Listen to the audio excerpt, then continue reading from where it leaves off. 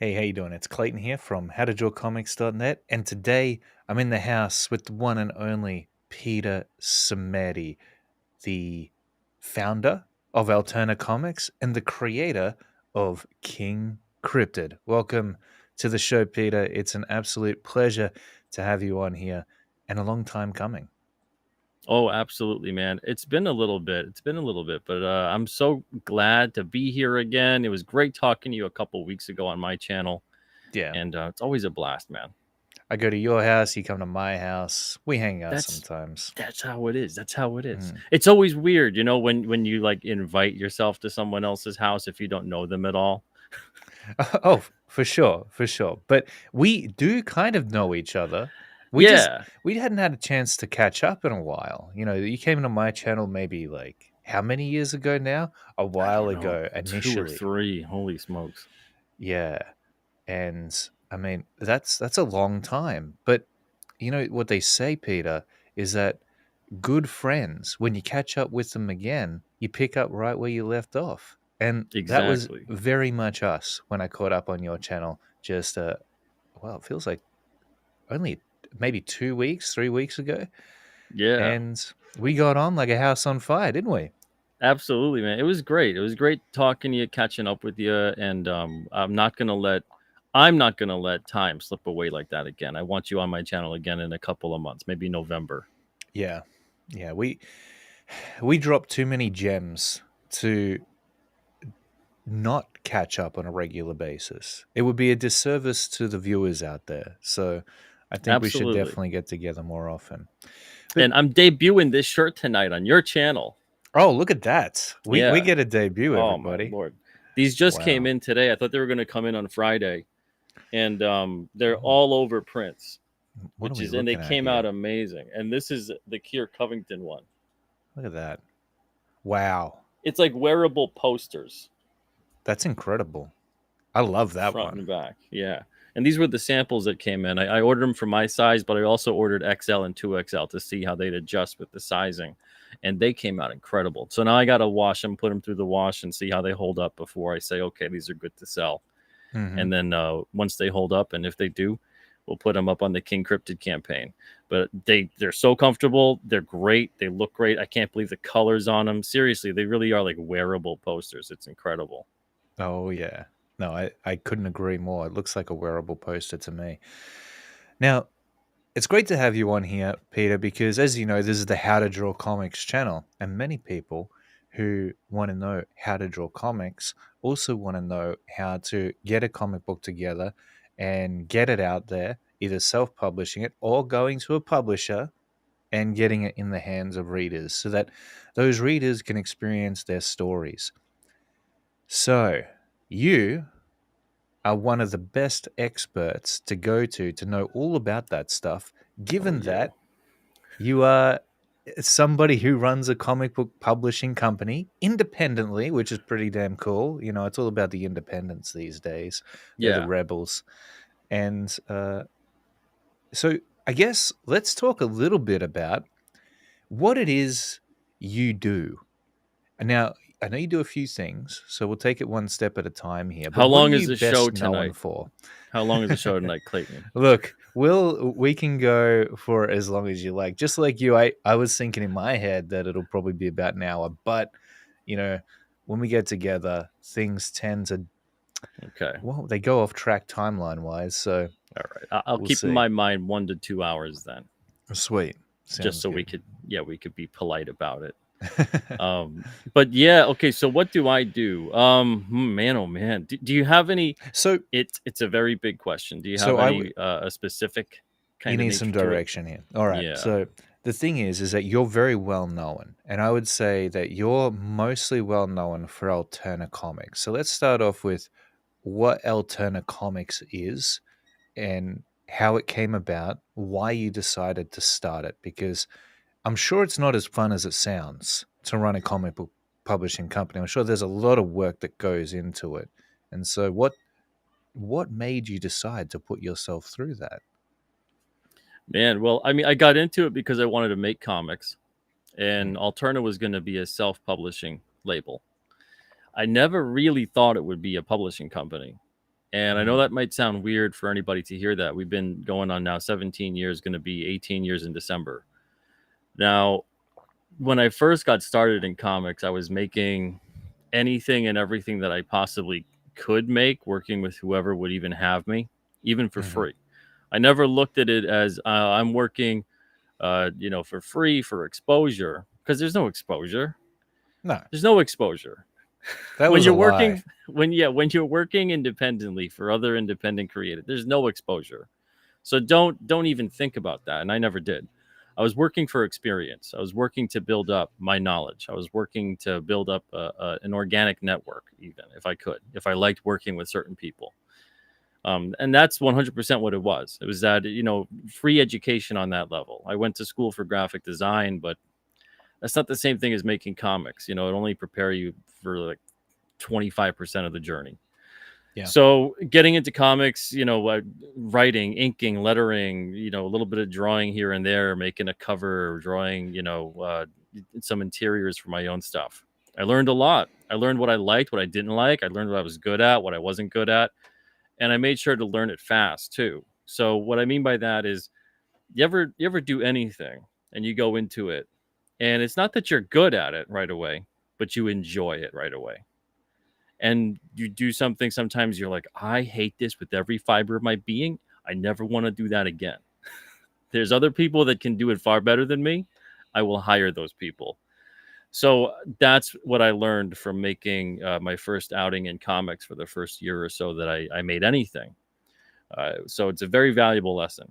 But a lot of people I find aren't honest with themselves about where they come to when they realize that. They're either too dismissive of themselves because they love doing it, but they're not good at it yet. Stick to it. You will be. Or they hate doing it.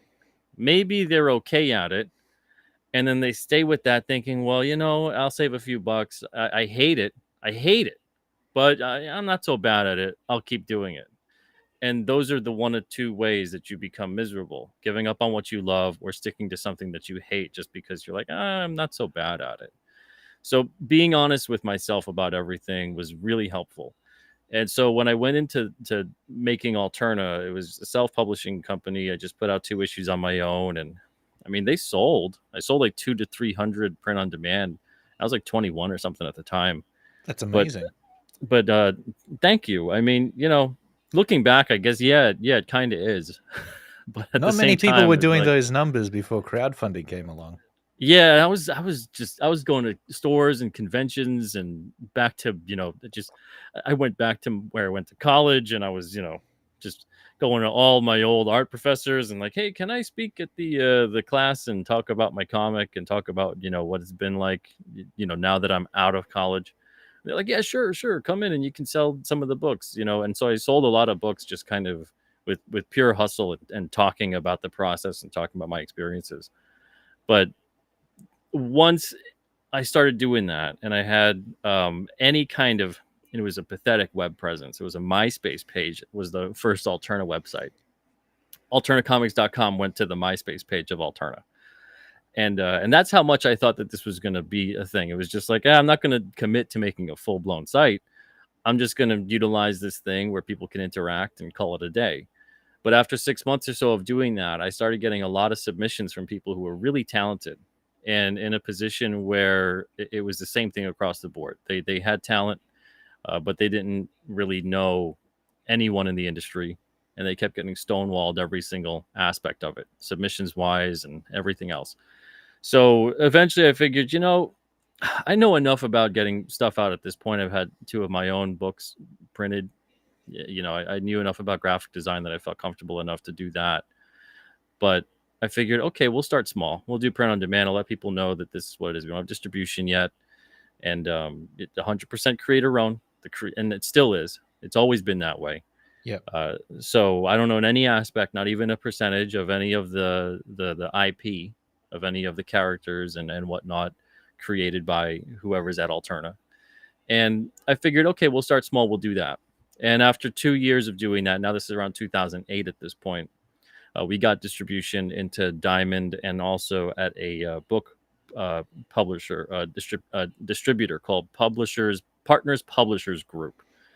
And they were okay, but they catered to independents like us, very small, small press kind of. We only had maybe like 2 to 3 thousand on a print run, kind of a publisher.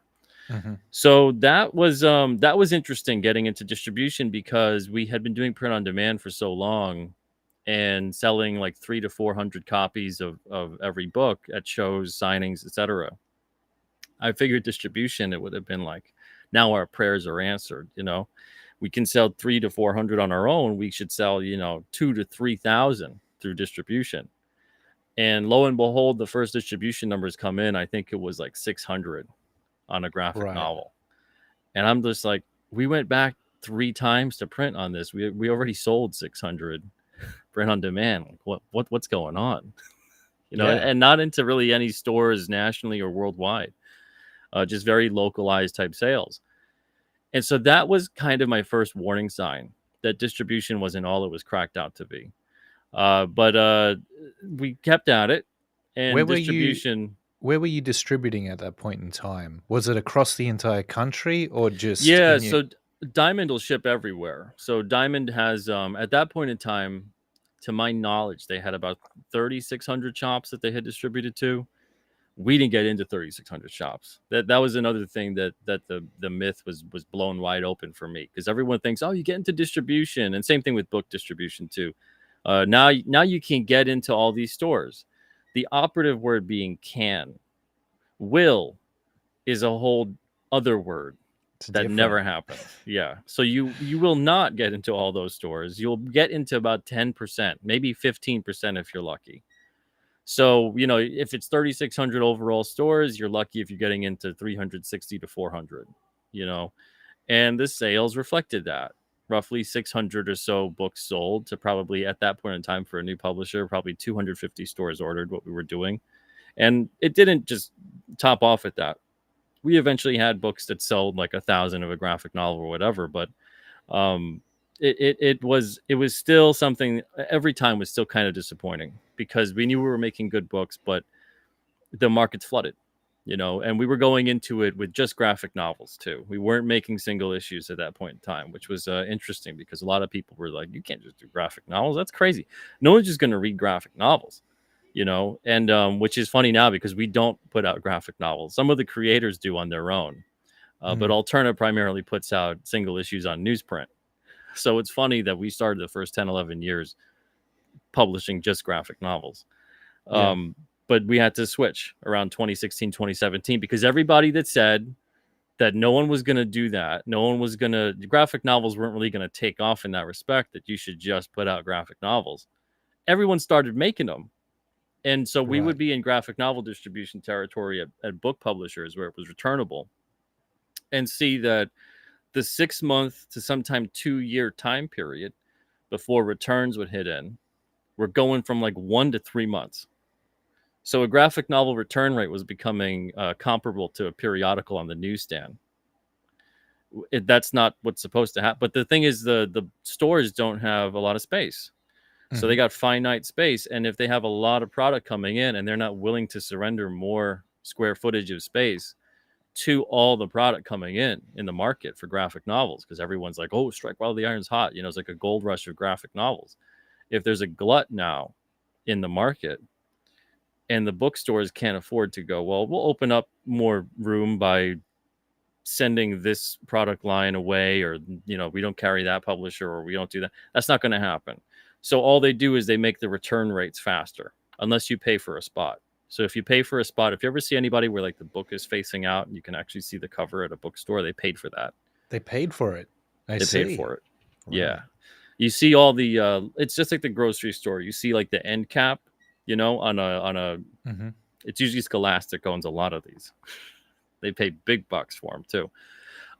They pay for that.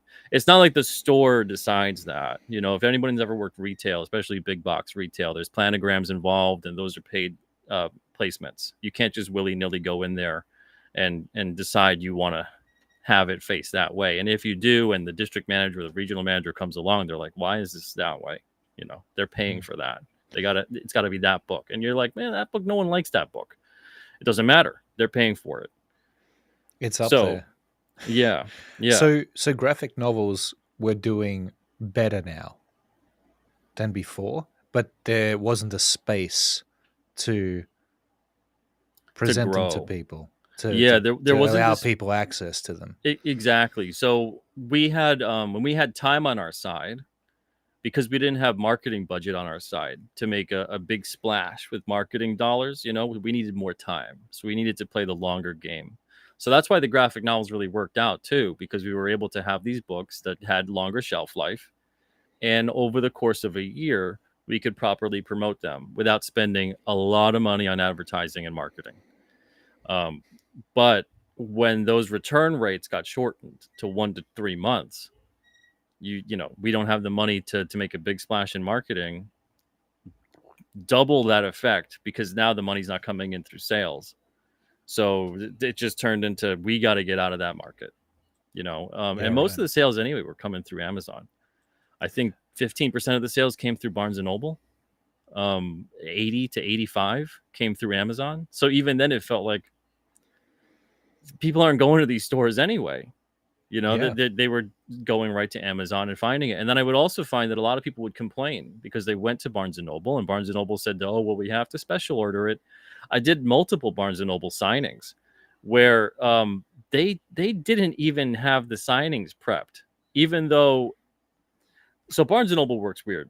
Everything goes to certain spots, and then certain distribution headquarters, and then they ship out when they need them, right?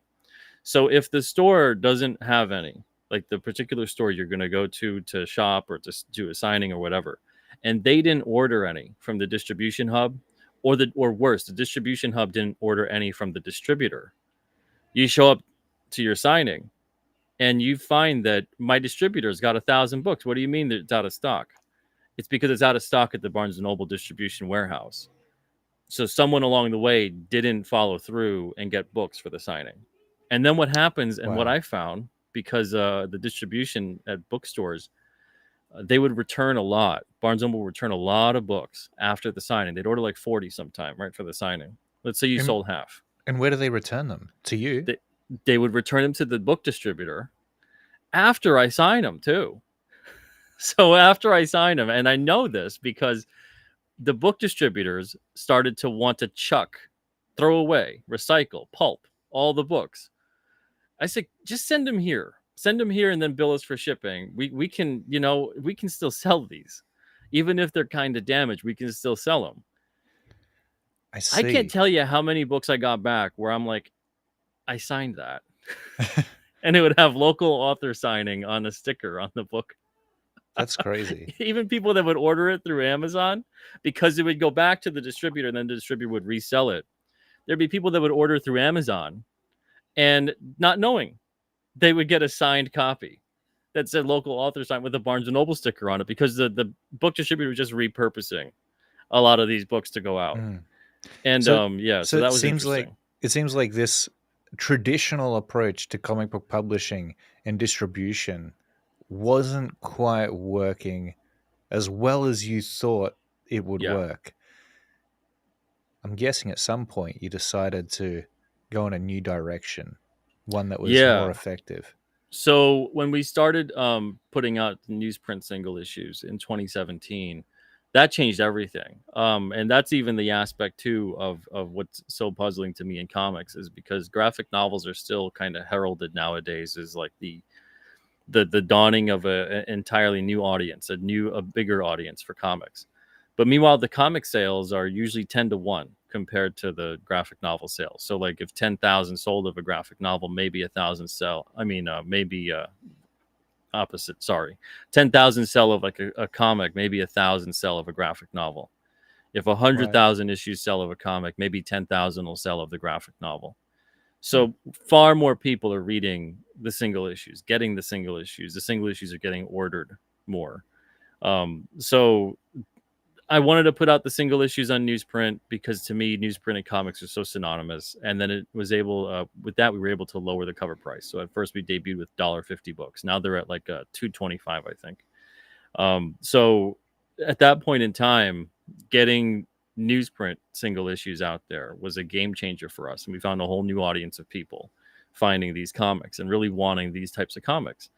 Now, because we were in Diamond distribution at that point in time. With the way that they work, they have and it's sad to say because there's a lot of complaints I have about Diamond, but I have the least amount of complaints for them compared to working with Newsstand and working with book distributors. So that says a lot about where those markets kind of were at for us. Newsstand's a mess. Was like full returnability, no accountability. So they could care less where what the hell happens with the stock, how they scan it through when it comes to returns. We were getting returns in the negative numbers on certain issues because they would just scan like the same book, instead of scanning individually the books returned. And did you get hit financially when there was a return? Yeah. So what would happen is that on the returns, you would see your sales slowly get eaten away. So let's say if it looked like, oh, okay, you sold 2,000 into a bookstore or to a newsstand. Now, you see the money that's there in accordance with selling that many. Now, when returns come in a month, you're like, all right, 20% got returned, not too bad. The second month, okay, 35% are return, not too bad. The third month, 45 to 50. And then it's kind of usually supposed to stop there. But they never do. They never do. Our newsstand, especially our newsstand distributor, it was supposed to stop after a 3-month period of getting returns counted against what we sold. At that point in time, it was considered like, look, if you have these still and you didn't return them into us, that's it. They're yours. Right? You owe money on them. Yeah. We were getting returns 9, 10, 11 months later. And all of a sudden it goes to like 90 to 95% of your returns. And then I start noticing that there's books coming in that are returned. And this is how stupid the modern system is they could just keep scanning the barcode, going return, return, return. Meanwhile, you could have sent them 20 and they could have sold 19. They got the one copy, they could scan it 20 times. So it's gone are the days of rip off the cover and yada yada and all that. It's a scanning barcode system. We were getting ripped off. Yeah. And so I talked to the distributor about that. This made no sense at all. How are we getting so many books getting in the negative return numbers? If we send them 3,000 and they're returning, 3,100, how? How is that possible? That's like magic. Yeah. I'm looking at the statements. This is impossible. And so after a while, they stopped responding to me. And I say, you know what? I'm going to stop sending books into you. I'm going to stop sending, because what happens is that we're supposed to then owe the distributor money and pay them back. And I said, we're done here. I said, if you continue, we're going to sue you. So, we're done. Wow. And then I never heard from them. To this day, I never received confirmation about the deal being done. But that was back in 2019. So by that point in time, between dealing with a lot of different problems with Diamond, we lost about 16,000 reorders, and you can't send reorders to Diamond unless they send you a purchase order. And at that point, you would see them auto cancel after a month. I'd be contacting the purchase the purchase order manager and going like, we've got a lot of books here. We've got like 500 or 600 here, just piling up. We have them. Can you send us the purchase order? And sometimes they would, and sometimes they wouldn't. Most of the time they wouldn't. And that's what kind of led me to start selling directly and selling on, our own site. Eventually, straight out of your office. Yeah. And first we were doing warehouse. It on Etsy. And then, but you guys can see some of the comics here. These are like the dinged and dented, but I've got like a good stock here. And then all of these bins and whatnot are comics full. And then the whole storage unit we have is full of overstock. But we started selling direct. And that worked out, and then we started selling truly direct right off of our own site and not using Etsy anymore. And so once the pandemic hit in 2020, we were in a position after selling direct for like 2.5 years to just kind of go, you know what, we'll just leave Diamond. We'll leave all the distributors, and we did. Diamond was going through some stuff at that time, from what I remember. So absolutely. Seems like you made all the right moves at exactly the right time, Peter. Yeah, and it's the thing that's strange about that, and I was talking to someone about this the other day on Twitter, is that it's not just important to be able, it is important, but it's not just important to be able to make these kinds of moves when you need to, but it's even better if you're able to try to predict them and sit there and go, it's a three little pig scenario, you know. So you could build the house of sticks and straw and it'll stay and do whatever you need it to do. But when that bad day comes along with the big bad wolf, and it always does, are you prepared? You know, now it takes Wow. longer to do the other thing, to build the foundation, to put the time and the work in. And you look crazy too, because sometimes people are like, why are you building and preparing for something that it ain't happening? This is everything's fine. You know, what are you doing? Working your butt off and doing this and doing that and future proofing, you know? And you're like, well, one day something bad's gonna happen. And I want to be ready for it. And we were in a position to do that because of the fact that we were selling already directly for 2.5 years. So when that bad thing happened, it was like, okay, we'll just sell direct. And then we utilized crowdfunding. And crowdfunding, we've been utilizing that since it started, but we really went full tilt in that direction and we haven't looked back. And it's been a total game changer in that aspect of it. But it's it's interesting how many changes that the comic industry has went through since even I've just been doing it, 17 to 18 years. And I Yeah. find it's doing another change right now. And I don't think some people are fully aware of it just yet. Now, what do you think that change is? Because now you've got my curiosity piqued. So the change that we're seeing now, and you talked about it before, was kind of like the rise of the independents. Now, there's always been independence, right?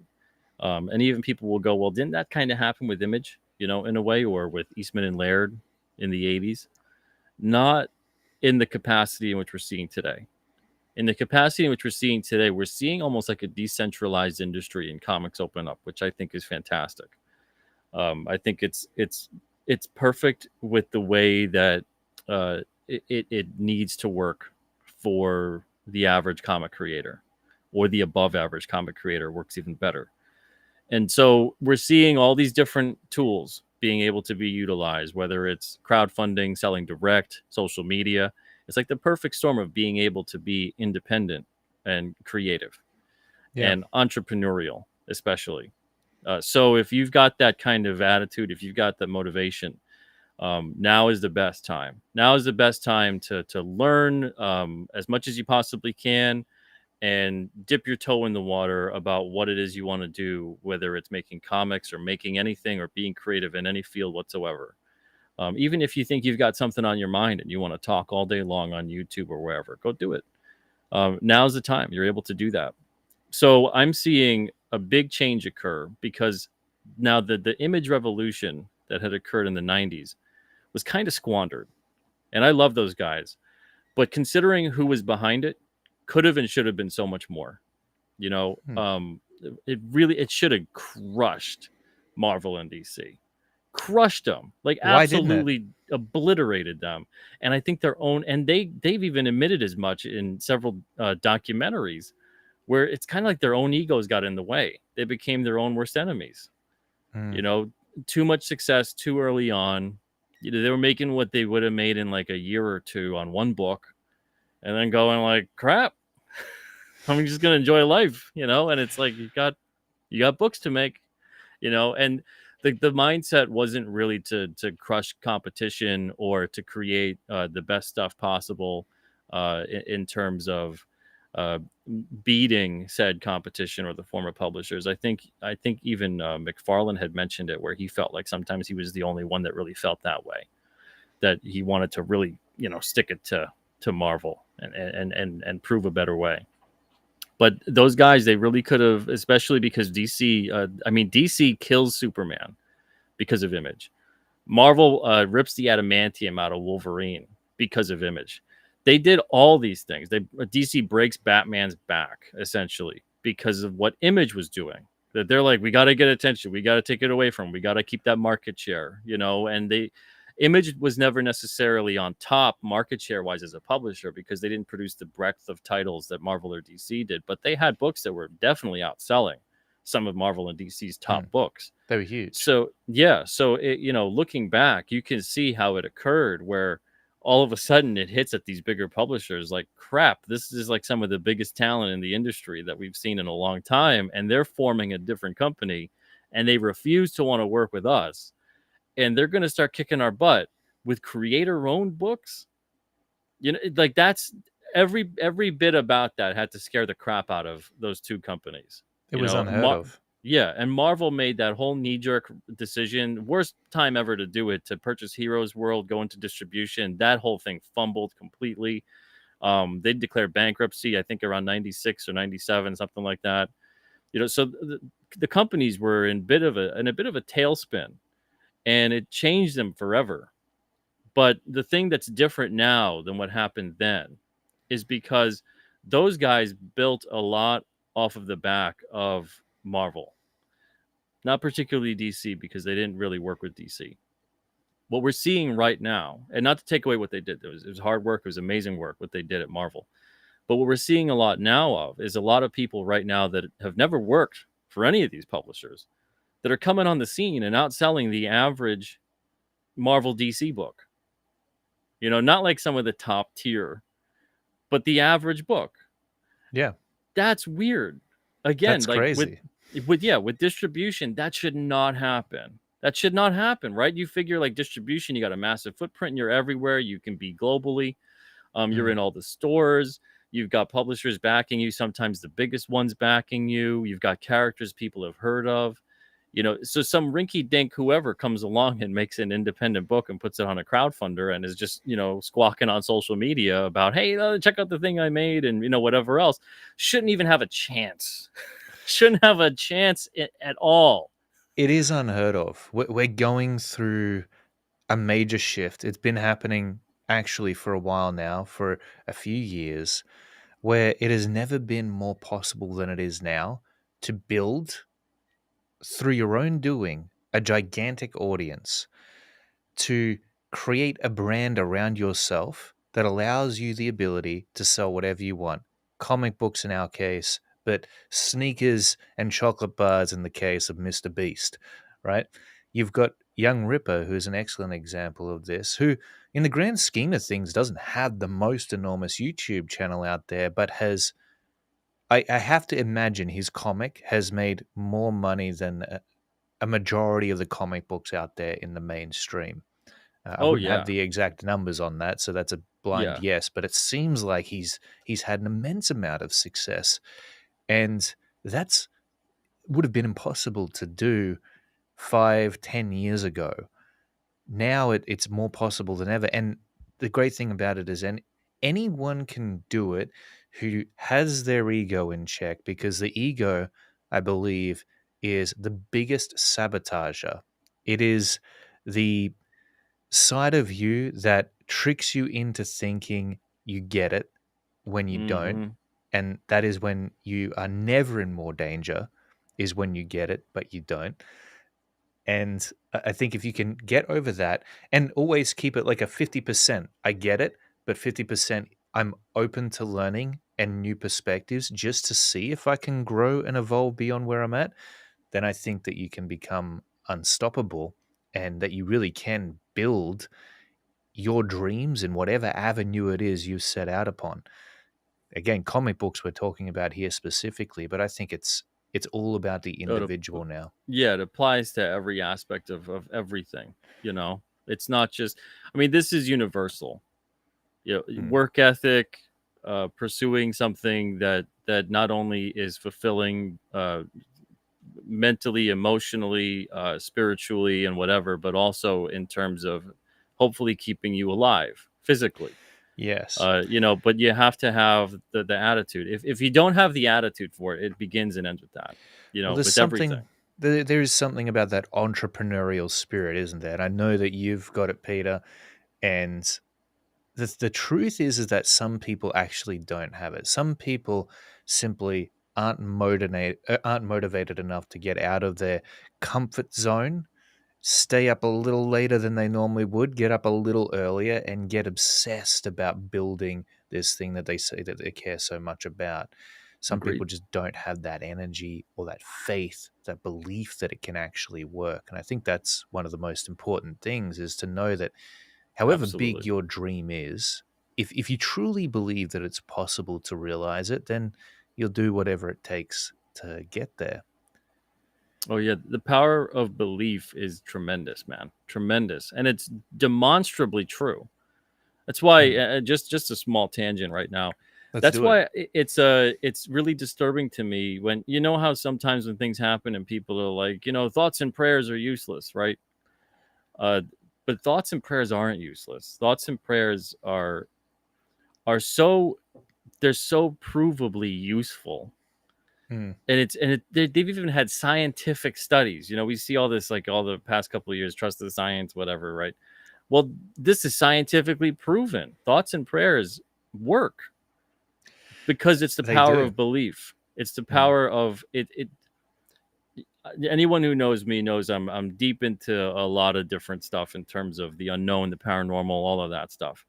But we're all connected in some way, and it works when you have a true power of belief about something. And let's say you're praying for a sick friend, or you're praying about, you hope the best for an individual who's going through a tough time, or something, a tragedy has occurred, and you truly, your heart extends to them. Now keep in mind the phraseology there, right? Your heart, not your mind necessarily, your heart. And it's because your heart is a powerful thing. It is not just a metaphor. It's again, it's provable in terms of the power of the heart, of emotion, of the soul, whatever that may be, consciousness. So when people are so dismissive of that, I often wonder, is that the narrative being pushed because there is such tremendous power that people do have when they truly believe they can accomplish something, when they truly believe that if they think about it and truly want it enough, it's something good Hmm. for somebody, something good for themselves, that they'll put thoughts and prayer, and they always do, into action. And that action doesn't just, because that's the thing is people go, well, you need action, not just the thoughts and the prayer, but that's how you get the action. You It get the is. action because the thought and the prayer within you, the concentration of that kind of feeling, works so much in your favor and the favor of those around you and who you care about, that it actually puts things into action, yourself and others. And again, this has been proven for decades now. So I think if we see less and less of that, if we see people dismissive of that, I think we actually see a complete halt in every single thing of what it means to be human. We see destruction of dreams when that happens. And it's because belief exists no matter what. Whether you believe that something good is going to happen or the thing that you're doing is going to work out for the better, or you believe that it's not. And I think the problem is it's so easy to believe that things aren't going your way, that maybe you don't have what it takes, and that maybe you will be defeated. And when you're doing this stuff, when you're an entrepreneur, when you're getting into creating something amazing that's going to blow people away, people, there's a reason that people don't get to live their dreams majority of the time. When there's a reason they don't get to realize them, and it's because it's difficult to do. And you're going to get a lot of obstacles that you come up against. You'll be put through many challenges. It's like a video game that has an endless amount of levels, each increasing in difficulty. And if you're going to give up and talk yourself out of pursuing your dream, the moment that you're hit by that first fireball or defeated by that first boss, then you'll unfortunately never be able to clock the game. You got to respawn and keep going through it. And just okay, so I described this understanding of how I like to think about the entrepreneurial game, and just that belief that I've explained empowers me. It's enables me to go, okay, even if I come up against something or I'm defeated in some way, it's not the end. It's just part of the process. It's part of the game. So I'm seeing it as a game, and I know that I can respawn. And when I'm approaching it that way, that's empowering because now I'm unstoppable. I'm going to keep on constantly hitting it until I get Yep, past that level. So it's about how you absolutely. frame things inside your mind with this stuff. And man, even just the past few weeks, my modem broke down. My one of my main hard drives just decided to cut off power and not start up again. Mercury's in retrograde, brother. It's Yeah, gonna dude, and happen. it'll be so easy to believe that, you know. the universe has it out for me, or Yeah, technology yeah, hates me, yeah. and to think that this is a bad sign. It's a sign that I should stop what I'm doing. But you know, the the way that you've got to understand it, and this is probably the biggest belief that has allowed me to keep on going, is just I've faced this stuff before. And I've always kept going. I've done it many times before and seen success over and over again. So, what makes this time any different? And so, I think that if you can also build up this repertoire of experience where you've seen past success and that you know defeat and losing battles is just a part of it on the way to getting there, then that can also inspire you to keep on going in those hard times. Prayer, though, as you pointed out specifically, is even if there's no God and you're just praying to the wind, it's it's going to reorganize the way you think and the Yeah. expectations that you have for yourself. Well, It's I going mean, to help it's you organize your thoughts just by speaking them out loud. yeah, I mean, especially when I'm talking about too, especially with prayer and thought, is deep concentrated thought, where it's not just like, oh, hope you feel better, and then you move on with your day. But Mm. literally, like, you concentrate on, almost to the point where it's meditative. And if anything, it could be compared to meditation, prayer, Oh, at that absolutely. level, you know. Mm. And that's when it truly makes a difference. And there's tremendous amount of people who do in that way feel prayer and thought in terms of getting it out into the world, um, sending whatever it may be out into the universe. And we truly are all connected in some way, Yeah. shape, or form. And it's, again, these have also been, and that's what I love about it, because this was a metaphysical concept for so long. But so many other metaphysical things, it's metaphysical until all of a sudden it's proven, and then Hmm. it's science. Yeah. So there's been a lot of that's happened over the past 30 to 50 years, that were, hocus pocus magic, crazy people stuff. Hmm. And then all of a sudden it's like, actually, There's that's some true. connections here. Yeah. Yeah, it's eerie, man. The what science is talking about these days, how the uh the time and space concept might actually be flawed. And this is like one of the main constructs that Yeah, we that it doesn't believe about necessarily reality. work the way we think it works. Well, yeah, and it doesn't work on a small enough scale, which has made them Yeah. go, I don't know if our theory is entirely rock solid here. And then they're talking about all of these other aspects of perception and reality. Like, do you know what a dodecahedron is, Peter? Yeah. Yeah. It's this shape that exists that we can't perceive, that they've somehow discovered. And I can't even bend my mind around that. Yeah, it's seriously, and I want to let the audience know, and I can't speak for Clayton. I don't Okay. know, and I don't judge. I'm not under any altered state kind of things. I Right. don't do any of that. I'm not inclined to do that. I don't either. Um, How but many it's people like, think I do? yeah, I have enough to think about already that Mm, makes me so inspired.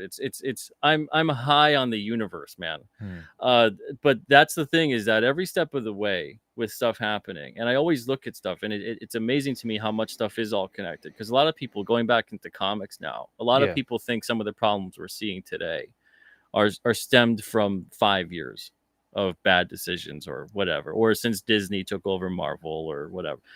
The problems we're seeing today in comics go back for a very, very, very, very long time, and we're seeing the steps that have built up, and now we're seeing also the start of a course correction.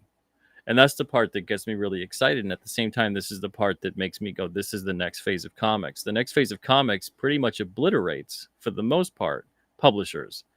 And that, as a publisher, actually makes me thrilled. I Okay. know some people go like, well, you should be scared, man. That means like Mm, you're going to be obsolete and not needed. The reason I'm not is because I didn't get into comics to publish comics, not other people's necessarily. I felt I could help. And because I felt I could help, I put my own wantings of making comics to the side. So now it's Mm. like the less I'm needed as a publisher, the more I am needed now back again as a creator, as a writer, as an artist, whatever it may be. And that's what making King Cryptid is all about. Is Ah, that's my series. That's my thing that I want to do with the rest of my life creatively. So whatever comes of Alterna as a publishing house, or me as a publisher, that's not my entirety in terms of my path and my story. I could see years from now, I'm probably better off doing something where I could still help by, I don't know, being a letterer on a book, being a graphic designer, being an editor, all these different things, because being a publisher won't really be as useful anymore, because so many people that want, because I want to work with motivated people. I want to work with people who don't need me. I want to mm, work with people who are entrepreneurial. I want to work with people who want to get out there, are motivated, are just in love, passionate about comics and about the stories they want to tell, and have that, just that fire in their stomach that goes, you know what? It's great that a lot of people are reading this, but not everyone's reading it. I can't stop till everyone's reading it. And since there's also people being born every single day, that means I don't ever stop, because I got to make something and be prepared, because in 5 to 10 years, there's another reader. Every single day, 5 to 10 years from now, there's another reader. And those readers from 5 to 10 years ago that were born are now ready to read today, and so on and so forth. And then they get older and they read more, and they get into all this stuff more. A lot of the time when people go, well, how do you get an audience? There's different ways to get an audience right now. But the best way to get an audience is to make sure you've got a game plan to stick around, period, yeah, because it's a war of attrition. And by sticking around and doing what you're doing and being faithful to yourself creatively, and finding a way to do that. Now you have to of course plan the day to day. But by being able to stick around, you're going to find a new audience every time finding you. But you got to be out there, right? You got to be doing what you're doing, bringing something of quality, something of interest to people. but for but you sure. have to also find something to survive day to day, week to week, month to month. This is something where in comics a lot of people don't talk about. A lot of people just go, well, just, you either work for the corporation, you work with their IP, or you do your own thing, and it's very field of dreams, right? You make it and then people will come. But the thing is that there's an in between to that. So you have to, all the while, making the comic, yeah, of course, that's a given. What else are you doing to let people know that you're making the comic? How else are you getting out there? Are you networking in a true fashion, not in a usury fashion? You know what I mean? Not like in a constant quid pro quo, you scratch my back, I scratch yours, but like kind of the conversation we're having tonight, where I really enjoyed talking to you, and that's why I'm here. Yeah, we're You could friends. you could have 20 people that subscribe to your channel, you could have 20,000. I'd still be here. Yeah, I vice enjoy versa. talk yeah, and I enjoy talking to you, and it's like that with many people who I have on my channel or I go on their channel. This is part of something that also is wonderful about all of us working in cooperation. There's a competition, but you're always competing mostly with yourself. Largely, cooperation is what's going to enable you to succeed, not just Yeah. competition, because competition is only going to bring you so far in your game. You still have to work together with other people in some capacity. Yeah, and just on that, Peter, so I definitely sense that some of the creators out there have this feeling that they've got to beat the competition. But from my perspective, at least, and maybe you share this perspective, if you know that you're going to succeed anyway, competition doesn't really weigh into how you navigate. It it's not a bother to you because anything could happen. Creators that are much bigger than you could come along with bigger audiences, better books, and they could do way higher numbers. But none of that matters because you're going to keep on track and Yeah. see success inevitably anyway. Everything's transient, success and failure. That's kind of how I see it. Like, okay, like you do your thing, like you give it your best shot. You know, if you beat me, then you earned it because I'm working my butt off here. And if you're working your butt off harder and you've beaten me through quality and output and just hustle, then I respect that, if anything. And I'm going to Yeah. be looking at you to see what I can learn. Exactly. And that's the thing is so many people, they look instead and they get jealous or defeated or go, I can't do that, or Mm. look at what they got and I don't got that, whatever it may be. There's The always going to be audience, the someone bigger sales, the than you. whatever. But yeah, Yeah. there'll always be someone bigger. And the other thing of that too, that a lot of people never put themselves in the mindset of, is that they're always bigger than someone else. So there's always Totally. someone else looking at you the way you're looking at them. There's always someone Mm. looking at you going like, man, they don't deserve that. I'm better than them. What the hell? And then you're looking at that person and going, they don't deserve that. I'm better than them. What the hell? And it's just Mm. this whole chain of that kind of thing. But it depends whoever is stopping within that thought and not committing to it and then going, if I am better than them, why are they beating me? Yeah. What can I learn? What are they doing that I'm not doing? And then 100%. incorporate that. See what you can do. See how you can learn. Yeah. It's funny because I feel like I'm sensing something from you, Peter, and it's that Alterna Comics, even though you created this thing, you feel tethered to it, but you want to move on into something that is maybe truer to your heart.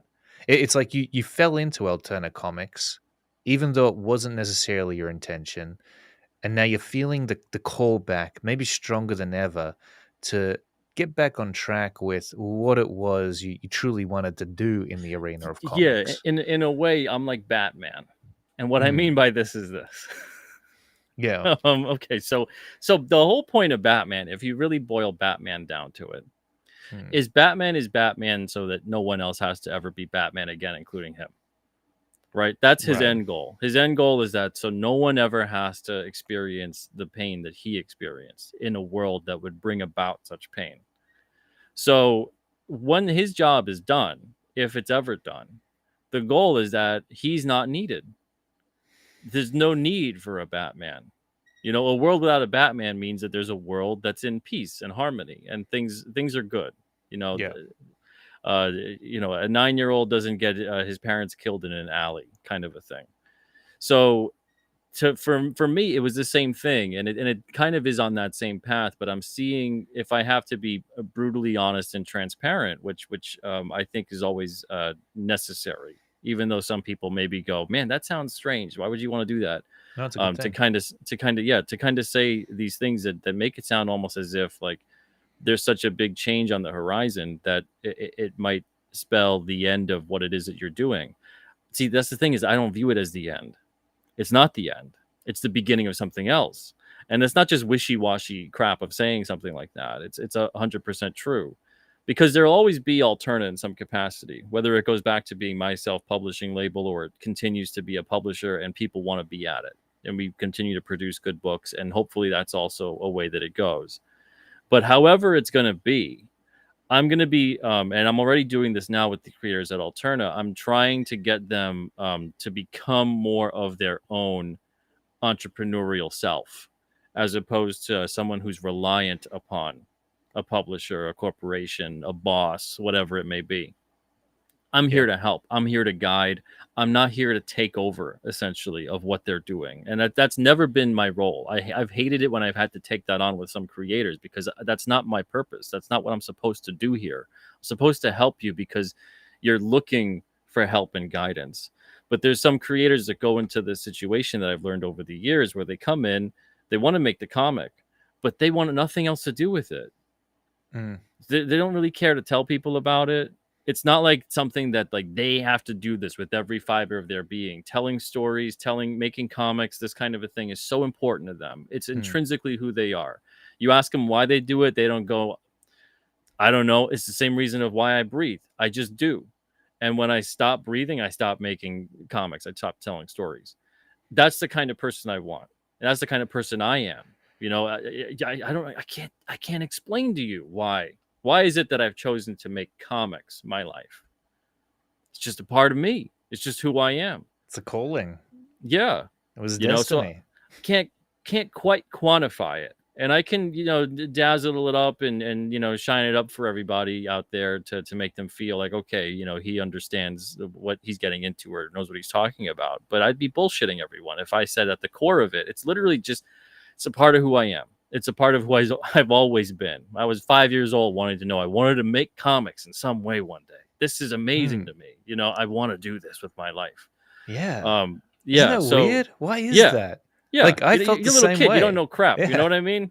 I just turned everything I saw into a comic. All the Yeah. cartoons I was watching on TV, I'm like, cool, I'm gonna make a comic strip out of it. Yeah, I watch like Thundercats or I'm reading Spider-Man or whatever, and I'm thinking like I want to make a character that works with this Mm, with this universe, and you know what I mean, like all of that. And I think yeah. there's some part of us that we've all been that way at some point in time with whatever it might be, comics or baseball or space or whatever it may be. Where you're like, I want to be an astronaut, I want to be a baseball player, I want to be a firefighter, I want to.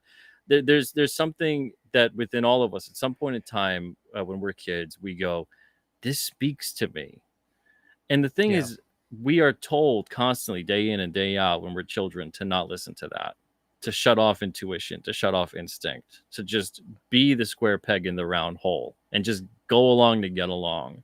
And that's done so much damage to us as human beings. Mm, Force people to constantly turn off everything at every point of their lives when they are, whether it's, you're in love with someone, you're in love with doing something, this is your passion, this is something that speaks to you, this is the direction you want to go with your life. These are strange things. Now, does it mean you should go blindly into them? No, it means that you should be encouraged in some way to be as knowledgeable about them as possible, to have someone have the guidance and the wisdom and the perspective to then come along and not discourage, but to then let you be aware, okay, if this is what you want to do with your life, draw every day, draw everything you see. If you want to play baseball, practice as much as you can every day, give it your all, concentrate. There's all these different things that some people do get that. They do get that kind of support and they get that mhm. kind of push. And then they go out there and then do that thing with their life. And then we all sit around and going, "Oh, that's not that's them. That's, this is me." Yeah. That success, that life, that's for them. I was meant for something else. Why? Because we were told that. We were forced into that position by whoever that came along and brainwashed into having us think that way. So there's a lot of things that happen within the scope of things that shape everyone, and they Yeah. certainly shaped me. But I see this new path that's coming and emerging because that's just the way things are going, and I couldn't be happier for people to see people being able to be self-sufficient in creating the stories they want to create and not need a publisher, not feel like they can't do it, not feel like, each experience isn't a growing experience and that they'll get better. Someone that comes out with a book today, I want to see what they're doing in 5 years, 10 years. Stick with it. Heck You're yeah. going to get there. You're going to get better and better. Keep learning from what you're doing. But that's what I'm seeing. I'm seeing that we're going to see way more of that. I think there's a Mhm. lot of people out there that don't want to see that though, because they, like you talked about before, they're not built that way.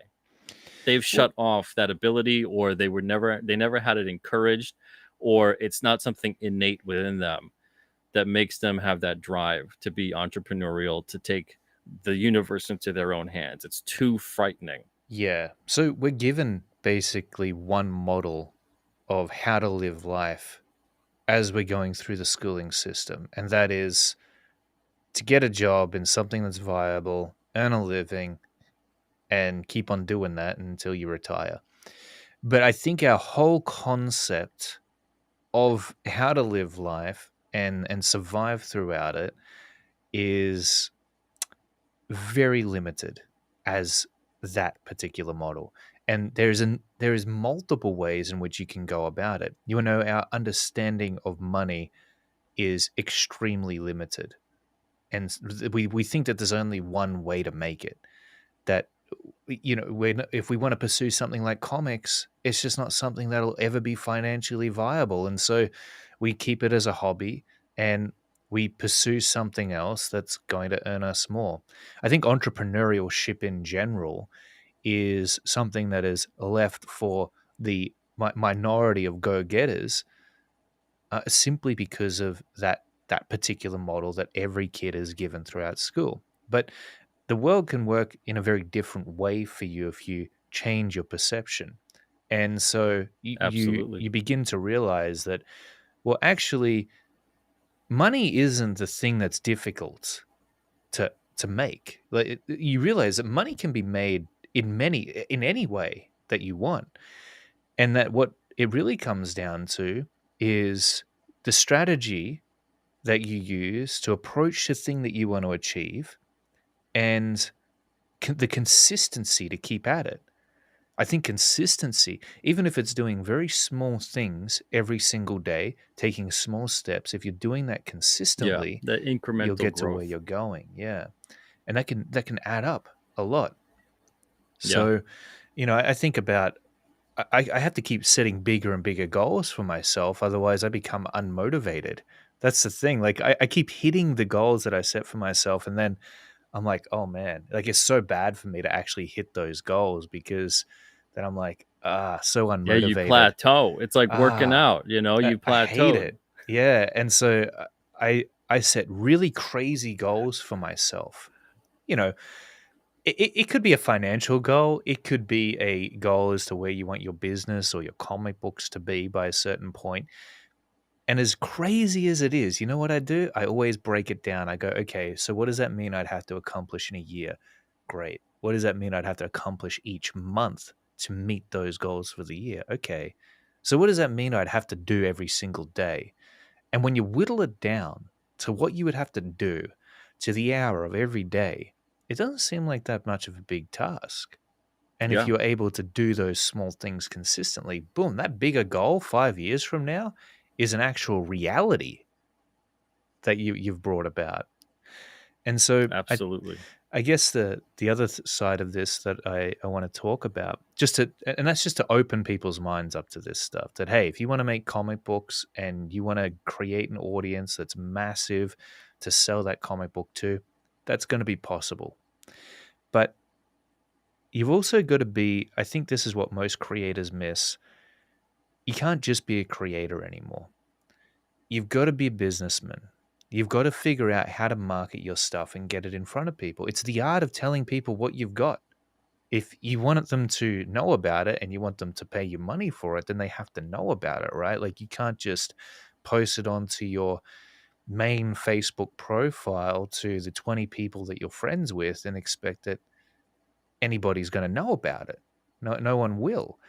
You've got to create a YouTube channel to connect to people with, talking about things that are interesting to you, but also interesting to other people. And if anything that you don't already have, you just got to develop and gain. Man, you Yeah. should have seen my first YouTube videos. Oh yeah, They everybody's right. sucked. Oh man. They were They're like, terrible. so I'm on Yeah. YouTube right now. Hey everybody. Yeah, pretty much. Anyone watching?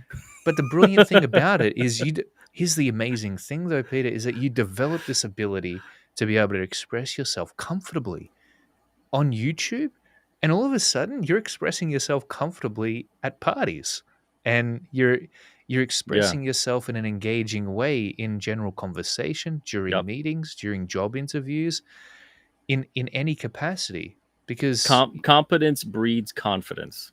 it does. So the more you feel competent about anything, the more confident you are about it. Yeah. So the more competent you get with talking or a subject or the job you're doing or whatever it may be, the more confident you carry yourself. And it's like that with anything. And that's why there's so many, even, going back to kids and teenagers and whatever, that's why so many kids struggle with confidence, is because they're not competent in a whole hell of a lot. If anything, they're extremely confused most of the Mm. time, because the world is not only a confusing place, but because of the people that are supposed to help them not feel so confused are often the ones that make them feel the most confused. Yeah. So they're not getting, and it's like, and then it's just a domino effect of just over and over and over. It's the same, and you get stuck in this feedback loop of this kind of thing. And Yeah. it's not to say that if you were in that kind of position that you can't break out of it. You absolutely can. But it's like anything else. You have to recognize, man, I'm stuck in this kind of thing. You have to have that moment of clarity one day and then go, Mm. I don't want to be stuck in that. And Yeah. that's all of a sudden, you're in line with everyone else going through the same path, doing the same thing, and you just like step right out and go, I'm going on Yeah. my own path. Totally. You know what though? In saying all of this stuff, I think it's more difficult than ever to pursue something as big as we're talking here. To actually create a financially viable business in the dream thing that you want to create, it takes so much focus and so much dedication. As I said, it's consistency, right? You have to consistently sit your butt down, work on stuff that to an outsider may be very boring. It Hmm. might be putting your website together. It might be writing a blog post. It might be writing a script for your YouTube video or editing the YouTube video, right? It might be just, I mean, if you were to sit next to me and watch me draw, you'd lose your mind just because it'd be so boring and so monotonous to watch. But you've got to do Or that. would it? I don't know. And you'd be like, why are you doing that, Clayton? You put that line down for the fifth time. What? But, you know, the thing is that it's very difficult to do that kind of stuff now because of all the distractions. So you've got things like social media and the internet in general. You've got YouTube, and I'm guiltier than anybody else of falling into the well of procrastination that can lead to. And it's debilitating. It will destroy your dreams. Okay, I the think internet that's I almost why. see as the devil these days because it's the Oh yeah, destroyer of dreams. it's seductive. It is. And I think that's why in some respects, not all, but man, I'd even say most, in most ways culturally, I think we plateaued because of it, Yeah. because we become so just, I mean, think about like every 5 years it felt like there was a sea change culturally, at Hmm. least in America, at Oh, for least in sure. yeah, a lot of parts of the world, music, movies, books, culture. It felt like all of a sudden 5 years, if you were into something from 5 years ago, it's like, man, like you're ancient, man. Keep Yeah. up with the times. Things Yep. have changed, you know. You go from 60 to 65, it's like a whole other world. You go from 65 to 70, same thing. 70 to 75, 75 to 80. Even in the 90s, 90 to 95, it felt like, wow, there's a lot of change that had occurred. Huge. Then around the year 2000, the advent and popularity of the internet takes over. And there Mm. was a time where it felt like, wow, this great thing, and we can all communicate with each other and get along and appreciate each other. And that happened for a couple of years. And I think the powers that be saw that occur. And they saw that this internet's going to bring about world peace. This thing's gonna unite everyone. How can we have wars? How can we pit people against each other? How can we say Hmm. you're different, you're different, you're different, hate each other? Go. How can we do that when everyone Yeah. is learning about each other and appreciating each other and fascinated by each other? And you're always going to get a couple of people out there, a small sect, a small percentage that are more perceptible towards buying into the fear and the division and whatever without any push. It's just whatever Yeah. their experiences might have been, however they might have been raised, however, but eventually that kind of dies off in generations to come.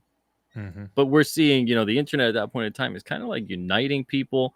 Of course, you had 9/11 happen in 2001, which also seemed kind of I won't get into that. I won't get your Oh channel shut yeah. down. I'll save Yeah. that crap for my channel. That But sounds good. but We'll do that on our Barton Bros show on the Barton Bros channel. but it seemed like there was this time, especially with social media, when that really became a huge thing, Mm. where people were really bridging the gaps. And then all of a sudden, out of nowhere, it seemed like it wasn't about cultural appreciation anymore. It was cultural appropriation. It wasn't about everybody getting along and looking past anything that was different and wanting to learn or being fascinated. It was about stay in your lane with your own kind, and and no one should kind of go and learn about someone else, because then you're not authentic. They use reverse psychology on all of us to make us not want to learn about each other anymore and keep us divided. This is It's another like shame. yeah, it's like the oldest strategy in the book, divide and conquer. So the more that we buy into the division, the worse it gets. But the more we get distracted by it, the less we accomplish. So it's that kind of a thing where I think if we can see people who really manage to push past it, and I think it's going to be the ground up. We're not going to see, because the top bottom, the top wants us divided. They want us in the position that we need to be in for them to stay at the top. But for us to really take control and feel like we actually have some kind of power over our own life, which we do, we have to understand that the first step is to not buy into the narrative that the world wants to feed us, and Yes, that we do 100%. have, yeah, there is a commonality between us. We do have, I mean, largely, we do have an appreciation and a love for one another in some aspect. As crazy as we can all make each other sometimes, human beings. At the end of the day, if something horrible goes down, referencing 9/11, whether whatever how it came about, there were people that were doing things for other people that had no freaking idea who the hell they were. They didn't know how they voted. They didn't know what sex they were, what age they were, what race they were. They could care less. And they're going in there trying to save their life. Yeah, And it begins and ends with that's human beings. That's how much there's an innate love for your fellow man. Because when that's things are exactly on it. the line, when the chips are down, people are there for each other. Yeah. No, I couldn't have said that better myself. I feel like now it's almost like the final nail is getting put into the coffin, hammered into the coffin.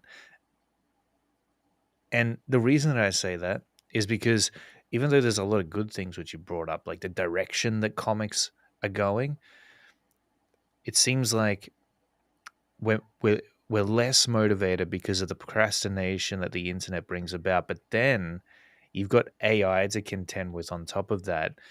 And the thing about AI is that, and the hubris of people to think that that thing is not going to get perfected faster than you could ever imagine is Oh yeah, I mean insane. it's Like already been perfected. We're I was seeing so AI that's 20 years ago being introduced yeah, today to us. I was talking to a friend the other night, or a friend of a friend, and we were talking about AI, and he's like, Man, I don't know. I just don't think that I just don't think AI is gonna surpass humans." And I'm like, dude, even if this thing is thinking on our level, the rate at which it is thinking is so significantly faster than us that it could achieve what we could achieve in a significantly small amount of time. Yeah, Which means it's it's going like to in advance just through pace. yeah, it's like when you write a comic, how do you write the smart character? They arrive to the conclusion faster than anybody else. That's Yes. it. That's the only way. That's how you make a Reed Richards or Superman coming Yeah, up with something, really, and he figures it out. And it's like, oh, they're so smart because for they got sure. there faster than everybody else. But yeah, it's the same thing. The thing that scares me about AI, and we had this conversation on my channel. Oh, did we? I'm slightly less scared about it being Yeah, sentient than I am about it being controlled by human beings. right. Well, yeah, yeah. And I mean, I think that the thing is that I still believe that humans will always want human connection. Like Totally. people want to connect with humans, and that's why, to me, as far as the product a human creates, I mean, that's AI is going to beat you at that, but it'll never beat you at being a human and the ability you have to connect with other humans. And so I think that what's going to happen is it'll become even more important than ever for you to build that brand around yourself.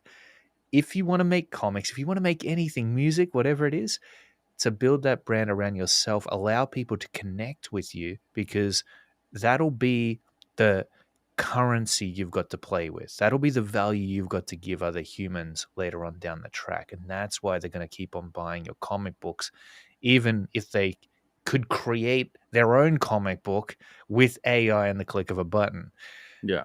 And so, I think the other thing with AI is that you're talking about how the internet kind of brought about this age of lack of creativity, and that can certainly said to be true. It seems as though the most of the movies and the books and the comics that are out there are regurgitating the same old archetypes, the same old genres, the same old themes, and the same old plot lines.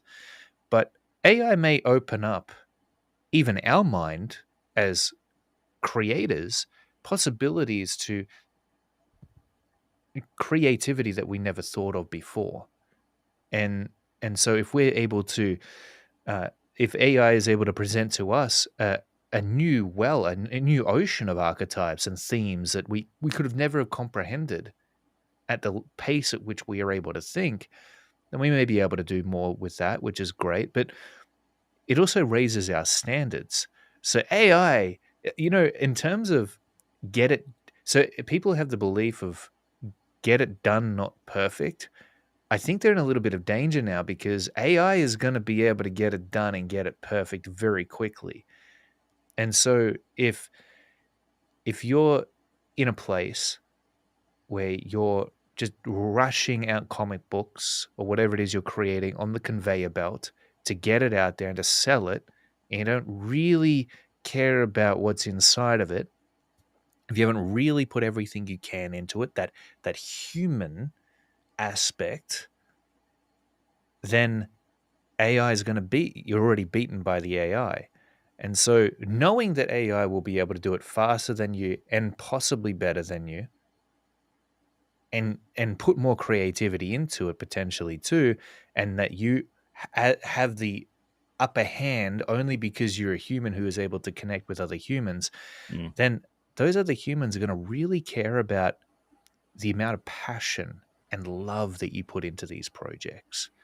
And if that comes through in See, the end product, then it's going to be it's going to be something that they're willing to fork out money for. I have a bad feeling that AI is a red herring.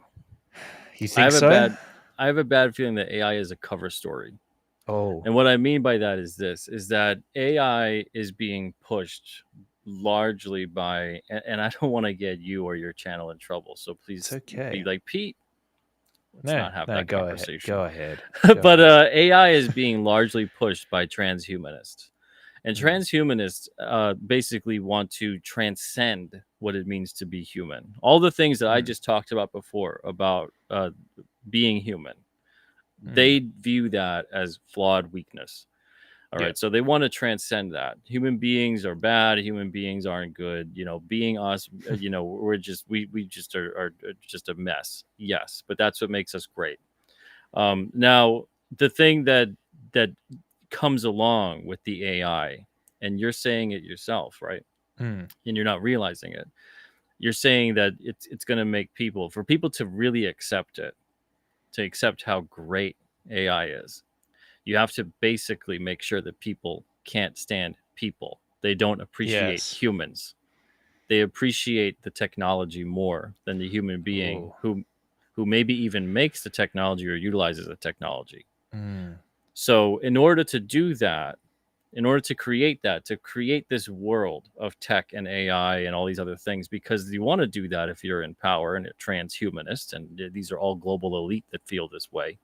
mm, Um, you want to have that singularity. You want to mm. have that because then it turns into it's the complete and total control of a small group of people over the many. Yeah. It's the knowledge is power scenario. So if Oh. you have all the knowledge and you only dispense it when you need to, it doesn't matter how many are around.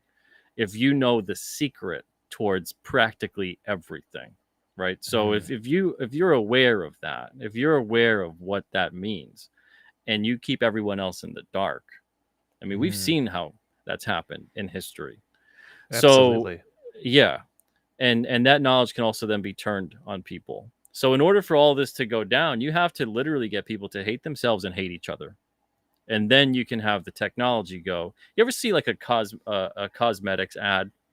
Oh, that's scary, Peter, because I feel like in a weird way, that's what's been happening lately. Yeah, this is it's akin more to a cosmetics ad than to anything else.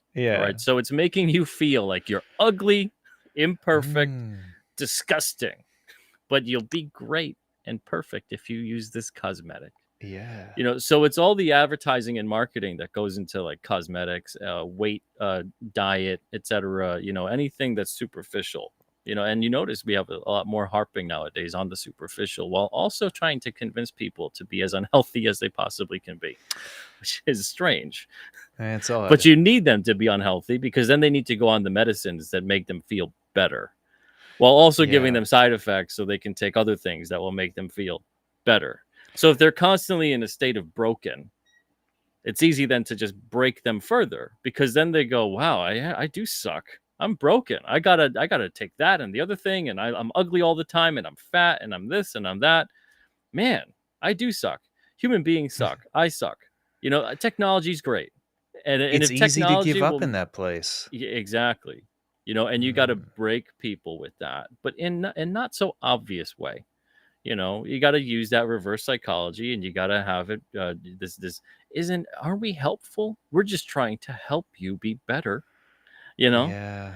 So that's the whole purpose of AI. I feel like it's this insidious red herring for what the true motive is, which is to break down humanity in and of itself, to allow us all to not necessarily be victims to the AI, but be victims to those who wish to use the AI to keep us in that state. Yeah. Or simply just to live by it, to be controlled by it. It's so weird because I talking about this, it makes me almost think that the internet itself was the first iteration of AI because it had subdued Data mining. people. It had subdued it data mined, it has subdued people, subdued them a lot. And it's got them in a place where, I mean, if you're procrastinating day in and day out and you're concerned with these things that aren't real, you're distracted by things that just simply have no tangible impact on your life. And then you combine that with everything else that you just spoke about.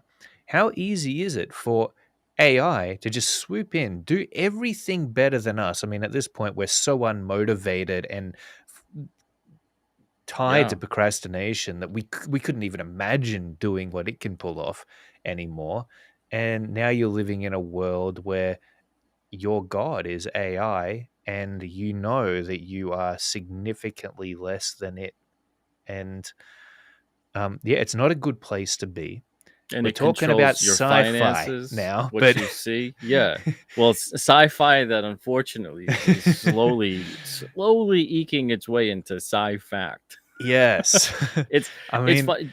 that's scary, man, because a lot of this Yeah. stuff becomes real and true, and it's because humans have intuition, man, and sometimes those intuitions, a lot of the time, those intuitions turn out to be truth. Yeah, yeah. It's like if you're healthy and fit, you don't need the pills, the doctor, the this, the that, the whatever, the supplement.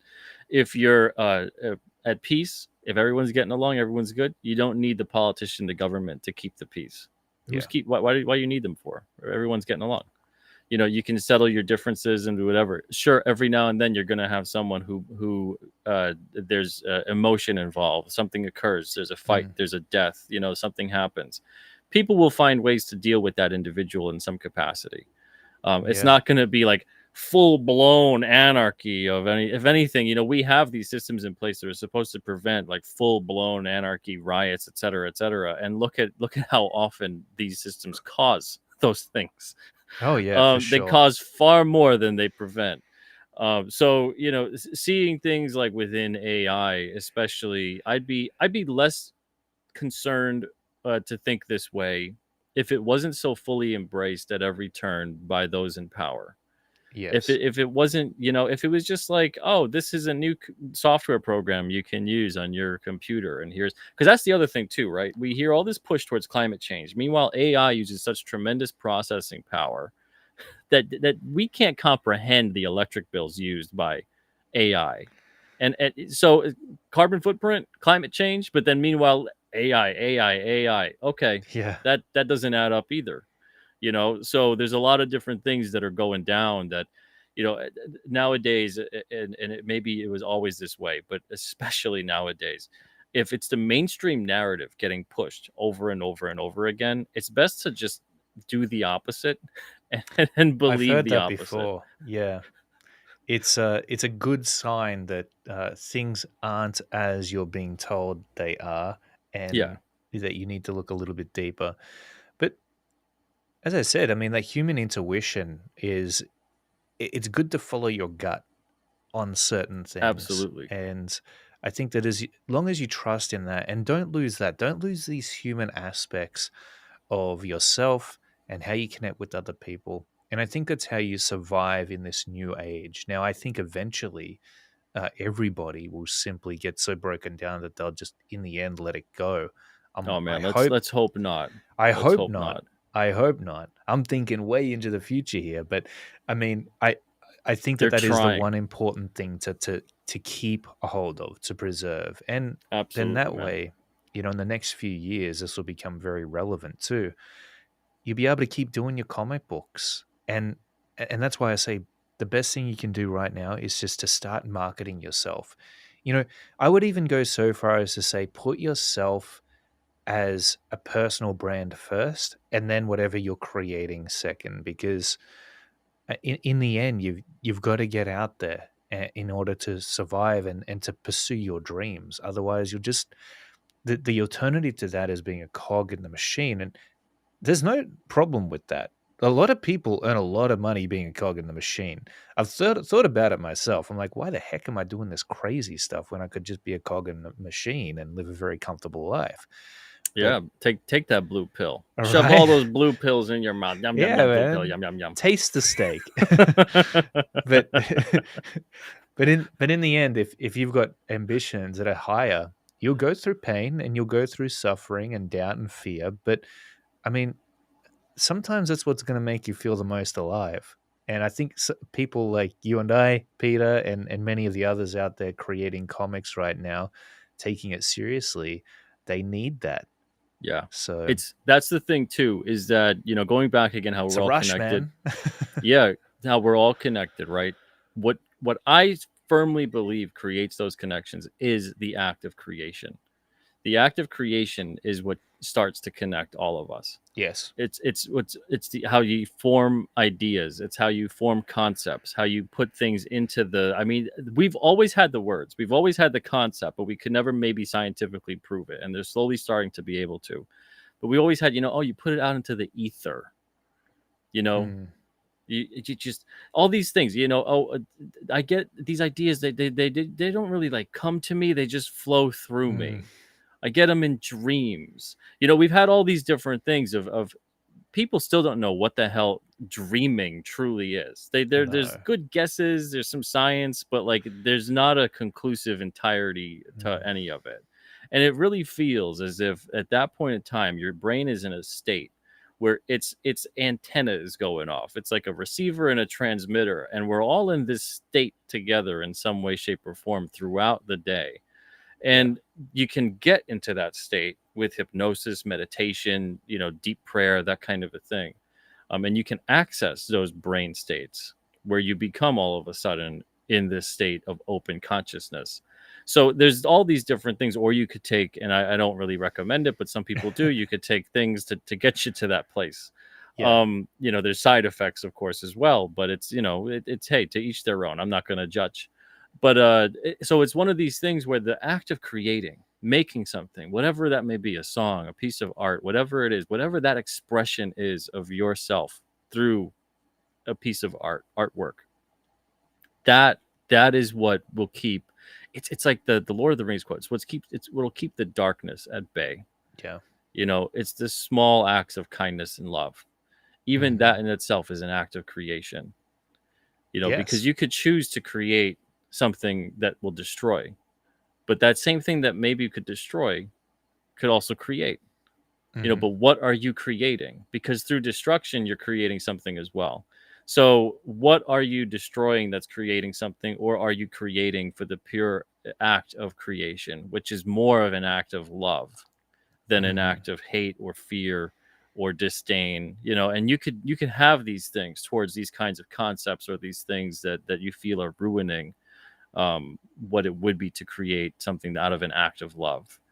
But you Certainly. don't need to necessarily destroy that thing. You just need to create. So how do people fight a lot of this stuff? It's creating. Just create. Create something. Put it out there. Get it out into the world. That's Um, exactly it. yeah, and that's the way you win. That's because you could destroy all you want. At the end of the day, all you're going to be left with is like a big pile of rubble, either physically or metaphorically. You're supposed to create.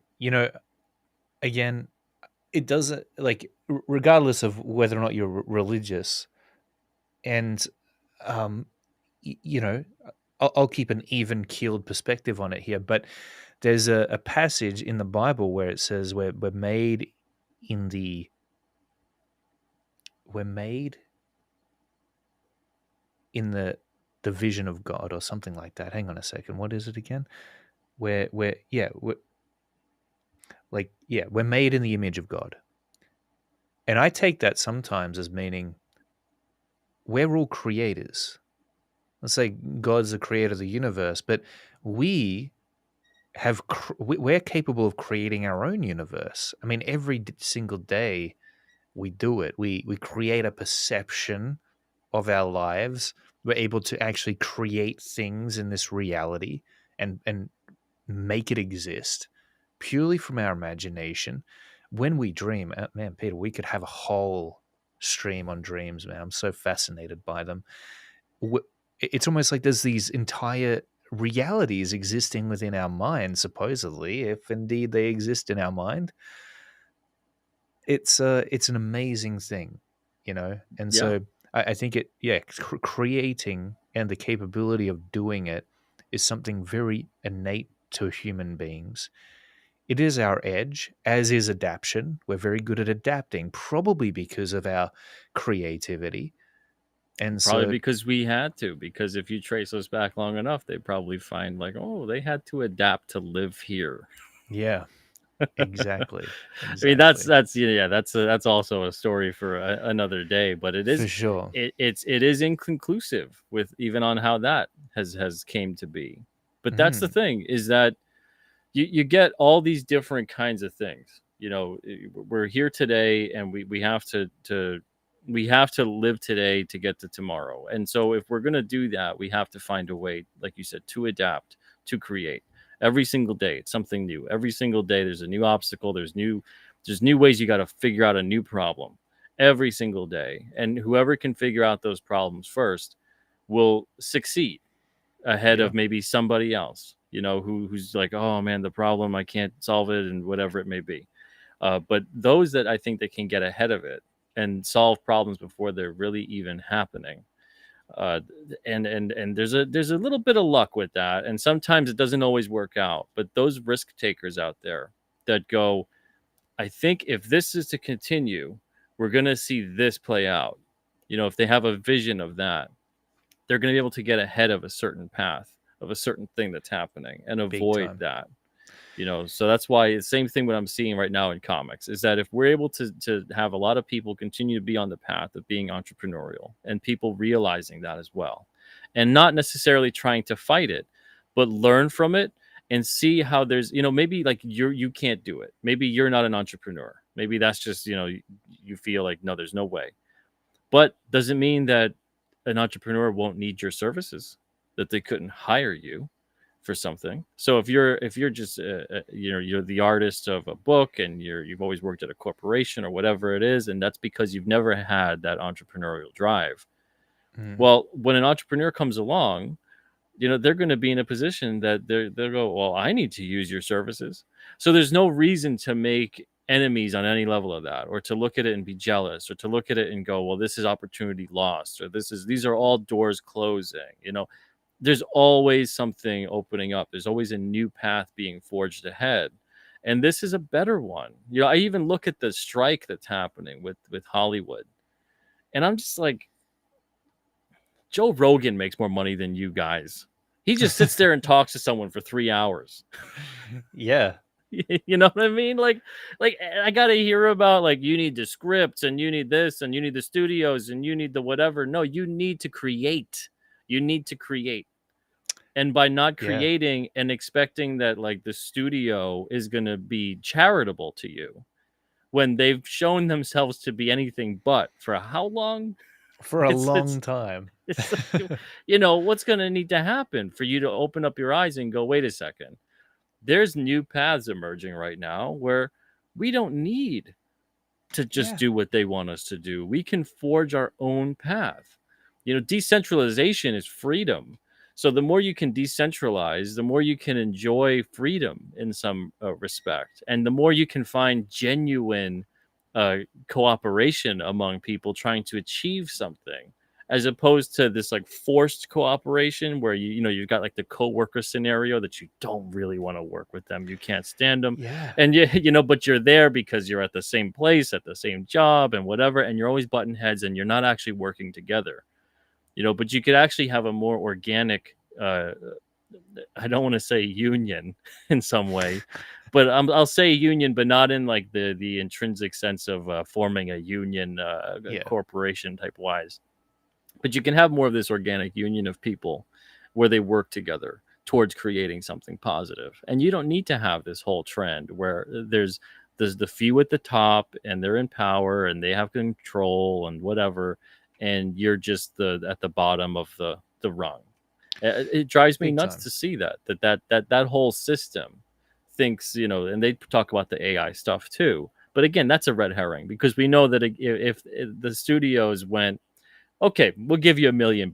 Can we use your likeness and voice and AI? Okay, because it's Yeah. money. You know, it's Exactly. Money talks. yeah. And It's not a morality play, but it's being set up as if it is. Even though if they throw enough money at them, they'd be like, yeah, we'll do that. sadly, it's not going to matter with those big corporations. And they're going to No, go the way that they're going. They're investing big dollars into yeah, AI. And so that's the future for them. But this moment in time that we're experiencing where we can do it ourselves, once we click into that and we understand that it's more than possible. Like, I mean, it's just amazing the fact that somebody can, like Joe Rogan, can have an audience of that size starting it completely on his own, no TV advertisement, um n- like just putting his stuff out there and creating, as you said, Peter. yeah, And the thing is that this may be an early response to AI. That I mean, if all those big studios are known for using AI, okay, that's going to be entertaining to some people. I'm not going to lie. The AI Nirvana songs that I heard not too long ago, it was actually pretty damn good. I listened to it twice. So it's going to be okay. But I think that just the fact that they're using AI is going to make other humans who value human connection more than anything kind of, you know, go away from that and travel more over into the creative space of individuals who are getting their hands dirty, their minds submerged into the creative process and pulling out something that is just that little bit more human. yeah. Well, because as human beings, I think we're also drawn to uniqueness. We are. you know so that's going Absolutely. to become more unique than ever before, of like, wow, a person made that. It will. Fascinating. Yeah, and you know what? The thing is that humans are very good at working with stuff.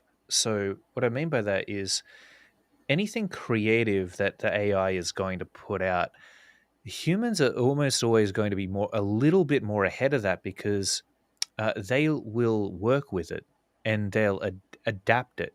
So, for example, if you go to create something now and I say, Peter, draw me a castle, and you're just using whatever is floating around inside your mind right now to draw that castle, it's probably going to be like, kind of a cartoony looking castle, just a symbolic representation of whatever you've stored in your memory bank. And if you think really hard about it, maybe it'll look a little bit more along the lines of Lord of the Rings or something. But if you've got, if you've just watched a movie, Game of Thrones, Lord of the Rings, if you've got some reference images up, if you've been playing a cool video game with some castles in it, man, your brain is going to take that input and it's going to evolve it creatively. It's going to work with it, and you'll be able to come up with something much more unique. Now, if Yeah, AI ends up opening up new possibilities, which inevitably it will, because it doesn't think like a human, right?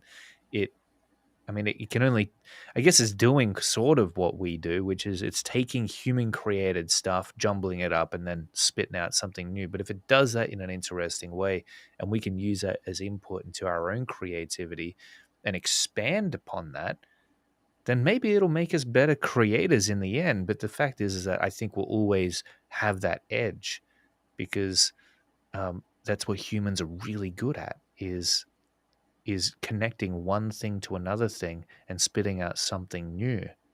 Yeah, I think it's going to force us to become more creative. It And I will, think we're going to see, and it's not going to be across the board because there's some people that are going to surrender themselves to it, but we're going to see a lot of people all of a sudden step up and be even more creative with their approach to not just the stories or the art that they create, but how they're getting them out there to people. for Because sure. we're going to see across the board the ultimate leveling of the playing field. You know, Yeah, it's going to so be pretty crazy, isn't it? yeah, so when that happens, you're going to have to find a way to stand out. Yeah. You know, and there's no other way better to stand out ever throughout the history of anything or in the future of anything than to lean into what makes you uniquely you, because Yes. you're the only one of you. I don't buy into that. I buy into a lot of stuff, but I don't buy into that multiverse crap of like there's 10 million versions of you across everywhere. Not necessarily. They might be similar, they might, diverge a bit from you, but they're not you. You know, even among those different versions, you're still you. Yeah. So there's no just carbon copies of you throughout everywhere doing everything that you would have been doing at this point in time.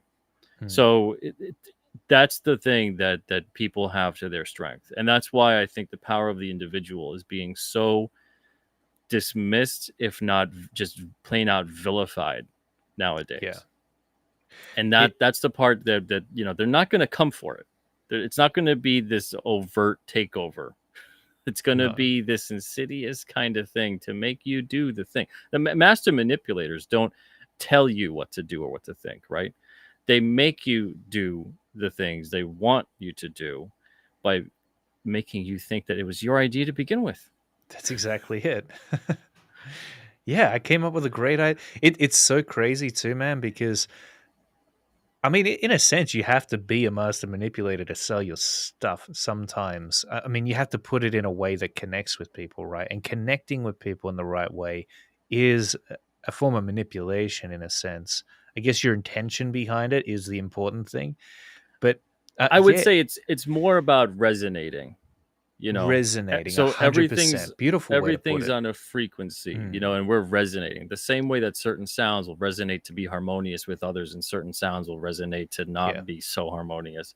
When beautiful. you find that across the board, that the things you're saying or what you're producing is speaking to someone else that you've never met, and Mm, Lord knows where they are in the world, or physically, but they came across this thing and it's resonating. yeah, So that's the thing, is that it's not necessarily, I understand where how you're framing it, yeah, but it's not, manipulation is more of like an ulterior motive it is. to kind of make you think one thing when the true motive is something No, else. I like that better. You're trying to get people to resonate to your message and what it is you have to give to them. And I think it's really profound because yeah, people make a decision like 7 seconds before they even realize they've made the decision consciously. They've done studies on this. And so the scientists will be able to say, hey, pick between this shape or that shape, and they'll know what the person's going to pick before the person themselves know what they're going to pick because their brain would have shot off the signal already. And so that's the reason that you'll be watching something or listening to something for a while, and if it's good at either making you resonate or manipulating you, it will make you think, oh damn, like this is a brilliant idea and I came up with it all on my own. Yeah, it's why when certain conversations occur among people who are resonating with each other, you can Yeah. predict where they're going. You already started going, yes, yes, as they're about to start finishing the rest That's of so that true. paragraph and that sentence, Yeah. because you know where they're going. You're vibing. There's something, and you don't need to be next to someone, even though even though you'll see some people when they are closer together, which is also kind of funny, and they've known each other for a while, they can not only finish each other's sentences or thoughts, but they don't even need to say them sometime. I've had this happen. I don't know if you have, so I'm thinking A little about bit of dinner, that might be happening right now. right? And I'm like, "You wanna go?" And my wife's like, "Yes." And I'm like, "You don't Yeah. know what I was gonna say." And she's like, "You wanna get pizza tonight, right?" And I'm like, "Yeah." I love that. I love that. That's awesome. Yeah. I mean, when you can partner up with somebody who knows what you want without you having to speak it, I mean, that's wonderful. Um, yeah. Well, you know what? I think we should talk about King Cryptid before Sure. we find ourselves sitting here for 3 hours. Uh, Holy smokes, it's 2 hours. I know Wow. it's almost 2 hours. This is my So simulation theory right here. King Cryptid. Let's Storytelling, look at you that. know? He's holding it in his S hands. So, yeah, here's 1, 2, 3, and 4. And, this is Beautiful. classic comic book storytelling on classic comic book paper, which is newsprint. So it looks beautiful. It looks quality. Oh, you put a lot of time into this. Look at that. That's so pro. Yeah, Christian Eh, Rossi did an amazing job on the art on this. I'm coming up with the story and doing the lettering, oh wow, but that's gorgeous. it's been a blast. And then I'm blessed to work with amazing artists on the first 4 issues, and they're back again too for 5 to 9. But Nick Hunter on issue 2, we have a black and white issue, then Alex Jovich on 3, and then Keir Covington with Christian Rossi on colors for 4. And it's so much fun. And I mean, speaking of transmitting ideas to people and it resonates, working with these Mhm. 4 guys in particular, it was incredible because I'm giving them scripts that they're not tight. They're scenes. So I'm describing the story scene by scene, Yeah, page by page.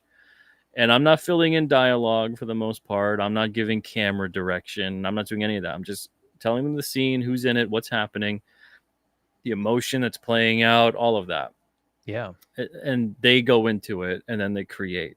And then they put in their vision and perspective into creating the layout, the composition, all that stuff. And hmm, then I go into it afterwards and then script it in and letter it.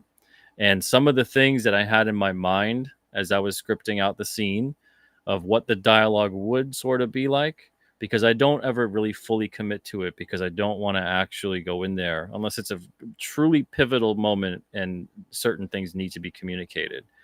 yeah, 90% of it, I don't commit to it until after the art, because afterwards I can see, do I need to pull away from the scene a bit in terms of writing, or do I need to add something more to frame it properly to make sure that the scene is carried throughout and that it hits the emotional notes it wants to hit? Because every panel, every page should elicit an emotion. yeah, If you're not doing that within storytelling, and there's too many modern comics I find nowadays, especially corporate made, where that's not the motive. And that used to be the motive. You could tell where that's you a could tell human from connection, right? yeah, you could tell from the compositions, the expressions, the dialogue, the captions, that every page, every panel was supposed to elicit an emotion, suspense, excitement. There's something that's occurring. You're maybe even wondering. There's things in writing that are also akin to in art, a negative space. So in art, a negative space is going to help frame the positive space of the image. Negative space within writing is going to help frame the story without spelling it out to you. It Yeah, allows the reader to make these inferences and interact with the story. So it'll be things where you see certain interactions occur and then the reader goes, "Oh, they look like they know each other." Or, "Oh, there must be some history here." Or this looks like that person doesn't like that other person, and these things, but they're not spoken, but you can infer from the art and the writing, the tone, whatever it may be, whatever how something is being said, that there is more to it than what's occurring and being played out. Because how it's the boring would every story be if it was all just, this, it'd just be like instructions. it would be, and it's the subtleties that make it feel more real and believable. The subtle micro expressions, if you can convey them on the face of those characters or in their body language, it can say so much and give an incredible amount of context to the situation that's actually unfolding from one panel to the next. And Absolutely. it's easily missed by, artists that just don't consider that stuff. I think maybe there's some people out there, some writers who are going to express everything to the nth degree, the situation that's happening, and then how the characters should be feeling within the face of that situation. But I think sometimes you, as the artist, you've got to understand that that information isn't always going to be available to you, and you've got to see this situation that's happening in the story, and to make sure the characters are drawn in a way which seems as though they're reacting to it appropriately. And this is where I guess editing comes into play too, because you've got to be able to make sure that the characters aren't just reacting to situations appropriately, but that they're reacting to each other correctly too. If one character is yelling at another character and is being, by all accounts, rude to that character by raising their voice at them, then that other character should react appropriately. They should hark up as well. They should have an angry look on their face, a look as though, like, why are you raising your voice at me? Just as an example. And I know it seems strange that I'm bringing this up, but this is actually something that I've seen within the pages of comic books before. That Yep. and it's like the whole world is falling down around these characters. Everything's going haywire, and it seems as though they're not even noticing. Yeah, it's like a blank expression. Yeah. And the body language isn't conveying that. And yeah. Yep. They're just Um and standing around. and that's why I think it was so immersive, so many of those comics that really did use those tools effectively to tell those stories, Yeah. because it did bring about this kind of thing where you were really truly like a fly on the wall, observing every single book that you read, every panel and that you saw. It was this little window, these little windows into this other world that was playing Yes. out shot by shot, and it was all detailed right there and right in front of your eyes, playing out before you. The only thing missing maybe would have been movement and sound, but the comic was so engrossing that you had those play out in your mind. Yeah. So a lot of that had occurred, which is why I mean, so many brilliant creators that built those worlds so well. And For it's sure. been kind of sidelined in favor now of something that I find is strange. It's both the over concentration on detail and Hmm. under concentration on detail. Isn't that interesting? Yeah, so So, so it'll be like things down to like the seams and the shoelaces and the whatever, right? In uh, one kind of book in that direction, and then the other book will have practically no detail whatsoever. It looks like it's unfinished art, and the expressions aren't there. They don't make any sense. The writing is all disjointed, But then these are supposed to be basically the same characters. yeah. It's very jarring, and I don't know when that truly took place. If I had to pinpoint, I'd say sometime around 2010 to 2012. Yep. But And you're talking about the mainstream. the This is what you're mainstream, seeing. yeah, Yeah. Why is that, I wonder? I really, if I had to put on like the conspiracy theory hat about it, I'd say it's because you get these companies that at that point in time they're Marvel definitely, but DC kind of seemed to have a good working relationship in some respects with Warner Brothers, but then that Mm, kind of seemed to fall to the wayside eventually too, yeah. when they were getting shuffled around like a foster child that nobody wants.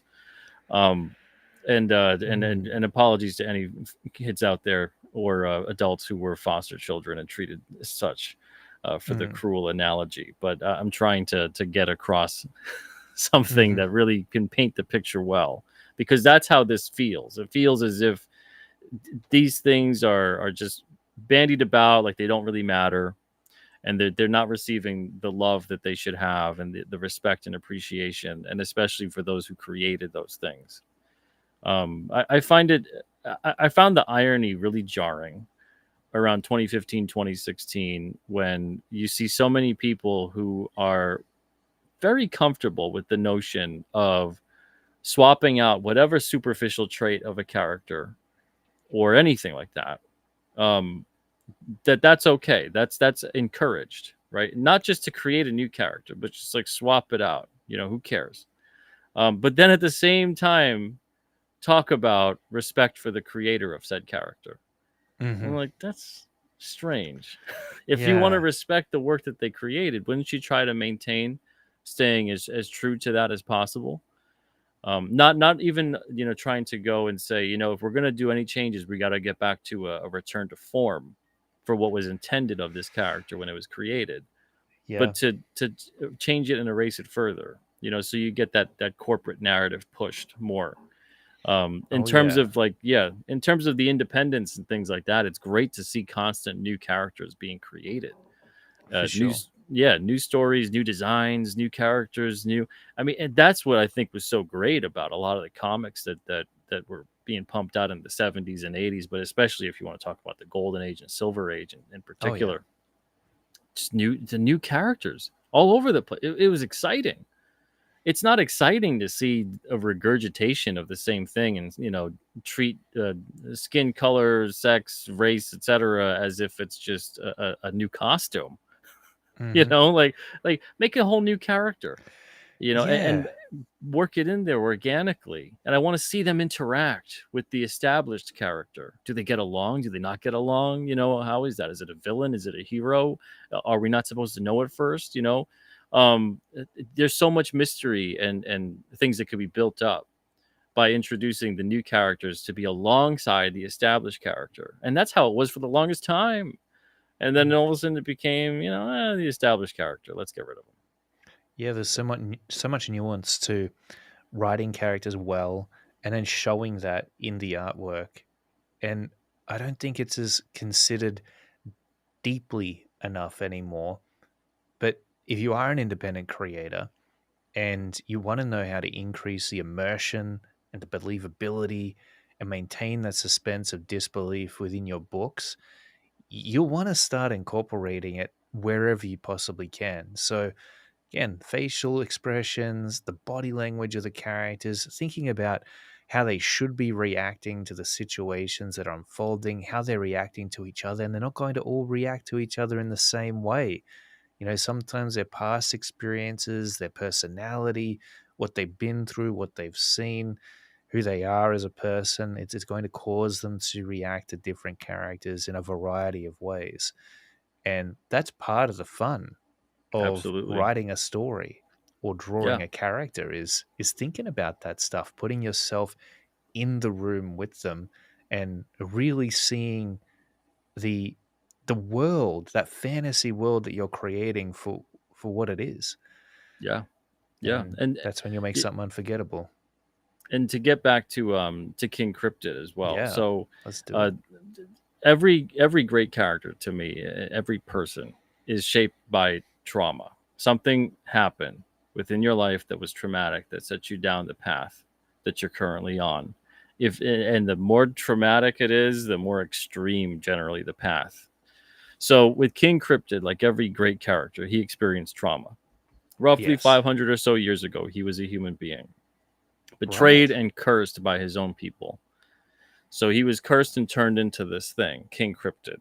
Now, King Cryptid was a mocking title at first, being used against him. So it was basically, and without giving away some of his origin, because I'd rather have the readers discover that for themselves down the line. Uh, he was turned into this ravenous feral beast that was supposed to be in this state, this nightmarish state, where he was doing these horrible things, killing and consuming whatever was before him, animal, human being, it didn't matter, while he was perfectly inside of his own mind, intact with his humanity. So he imagine being in a nightmare where you're this thing, you're doing horrible things, you're murdering, your pet, your your spouse, your Mm. best friend, you're eating these things because you want to survive. But you are still you on the inside, powerless to stop yourself from doing this monster that has taken control of you, this demonic kind of thing almost. So this is what he was basically cursed to be in for the rest of eternity.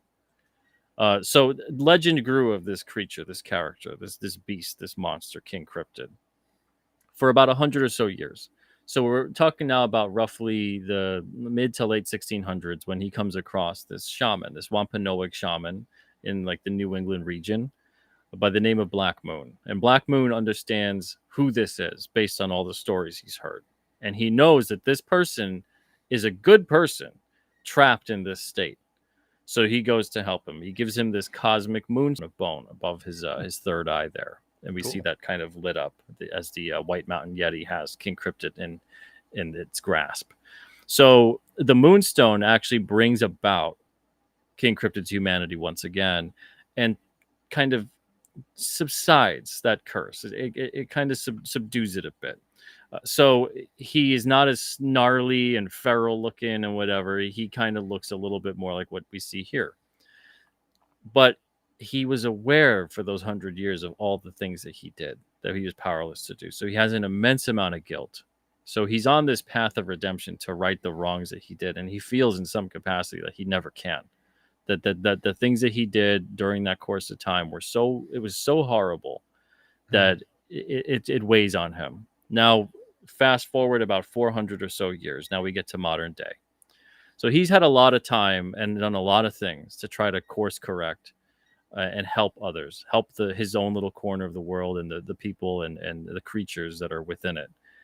But still feels as if he really hasn't done a whole lot because there's still so much bad in the world. So in the early or so 90s, he gets down on himself a bit, feels like, I've been doing this for so long. It seems like I haven't done a whole lot. He kind of has like a George Bailey, It's a Wonderful Life kind of moment, thinking, what does it matter? What he's doing? What does it matter? What does it matter for anyone? There's still bad in the world. So he kind of decides that he's going to limit his adventures, essentially, of where he goes to help whoever, and just be in his own little corner of the world in the White Mountains region of New Hampshire. And there he is for relatively 30 years, living this nice, peaceful life among the animals and people that are there, stays relatively out of humankind for the most part. And he's now turned into this legend where no one, a generation or so has passed, no one even knows, was that thing ever really real? Or were those just stories? Who knows? Because we haven't seen him in so long. And maybe people were just making things up. So now you roll around to present day. And King Cryptid is starting to notice that his time away from doing good in the world has actually caught up with him. It's allowed an insidious evil to grow right underneath his nose, as a matter of fact, within the White Mountains of New Hampshire. So what's happened is that he's noticing emergence of both black budget, corrupt science forming with dark magic. The two are combining forces, and they're combining forces in a very fast and ferocious way. That's pretty in cool. which a lot of creatures are being created, a lot of people are being abducted, a lot of experimentation is occurring, and it's happening more and more and more. When we see King Cryptid in issue 1, we essentially see him in the midst of these discoveries. What happens in issue 1 is that this creature known as the Behemoth is being transported up to the White Mountains. Now he escapes from his transport and takes off. King Cryptid was keeping an eye on this van that was transporting the Behemoth. So he pulls the two people out of the van, and we can see that actually right in this issue here. So it starts off, and they're on the road. Oh, here we go. He starts off on the road here. And the Behemoth is actually an experiment created by combining the DNA of the Mothman with a human being that was forcibly and unknowingly subjected to such experimentation. So King Cryptid pulls those individuals out of the van and then takes off. So he saves their life, considering that, okay, they're pawns in what's occurring here as well. And now he's on the lookout for the Behemoth, who also took off. So that's where King Cryptid's mind is more on, is trying to find this creature and see what's going on. He wants to learn more about him. He wants to learn more about the situation at hand. The next day, Victor Lugo, who's a cryptid bounty hunter, is called in. and he's called in to basically tie up loose ends and see what's what, and also get the creature back. So he interviews the one conscious member of the accident, and he describes what he sees. Victor Lugo's whole job is to basically push a cover story, because the people transporting the behemoth don't know they're transporting the behemoth. They're basically told that they're working for a company that's transporting exotic pets. So this thing that he's describing, Victor Lugo gives him the story of the Mothman. And he's like, this is what you're telling me you saw? That you saw the freaking Mothman? You guys think you're transporting? You were transporting this exotic pet, this shoebill, this stork.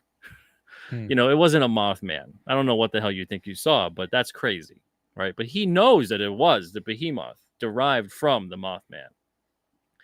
So this guy is like, I know what I saw. You can't tell me what I saw. It wasn't there, because it ain't no shoe bill tore open the back of the van and then took off. That didn't happen. So he's still insisting, yeah, it did, right? So Victor Lugo goes and investigates, and he sees two sets of footprints. He sees the behemoth and he sees King Cryptid. So he calls up and is basically like, I don't know what this is, but it looks like we have company. So Yeah. he basically is on the tail of both of these things. So that's how the whole story opens up. Behemoth and King Cryptid kind of clash a bit, and then there's an understanding between the two of them. And the story that takes place for the rest of the series revolves around every issue. It's episodic, so it's not like a long story, a story that's decompressed, and it's an arc upon arc upon arc. The next issue, we've got the Granite Beast. The third issue, we've got a flashback to 1984 with a bunch of kids that were out in the woods looking for King Cryptid. The fourth issue, we've got King Cryptid in Hockomock Swamp in Massachusetts. But every one of them connects. They're all connected. They all matter with each other. That just doesn't matter if you read the previous one or not. So it has that fun of an old school comic book series where you could have picked up the series at any point and enjoyed that series, that issue, that story. And hopefully the reason you wanted to read the next one, or maybe the one before it, or collect the series, was because you enjoyed the issues you were reading. But at no point in time the reader should ever feel completely and utterly lost when they're reading any of these. And some of the things that we, as we go further into the series, will have a reference, an editor's note that references a previous issue if you want to learn more about maybe the conversation that's unfolding here or an event that took place. So Just awesome. just like comics used to be, Yeah. and everything I've ever loved about comics, paranormal, sci-fi, horror, mystery, it all goes into King Cryptid. We talk about obviously cryptids, but we talk about monsters, myths, legends, secret societies, ancient civilizations, aliens. Hell, Santa Claus makes an appearance next year with Santa's reindeer being cryptids, of course. King Cryptid has the ability to telepathically communicate with cryptids and animals. He can't do it with human beings, though. And then the other thing with King Cryptid, with his moonstone, it gives him a power set that's dependent upon the phases of the moon. So it's basically like a lunar cell. It charges him up and augments his supernatural abilities and his physical abilities as well. So he's faster and stronger on the night of a full moon. He's got a very quick healing factor.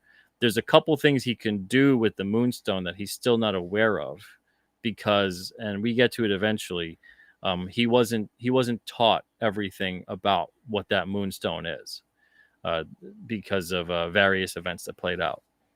So, but we do Awesome. get to that and explain that eventually. And so there's all kinds of things that occur on the night of a new moon. Though, what happens when there's no moonlight to power up King Cryptid and recharge that moonstone? As that power is used up and its power subsides, he reverts more back into that feral state. So if he doesn't get back to basically recharge in this cave layer that's composed of the same kind of minerals as that moonstone, if he doesn't get back to that, he actually turns back into his feral cursed state.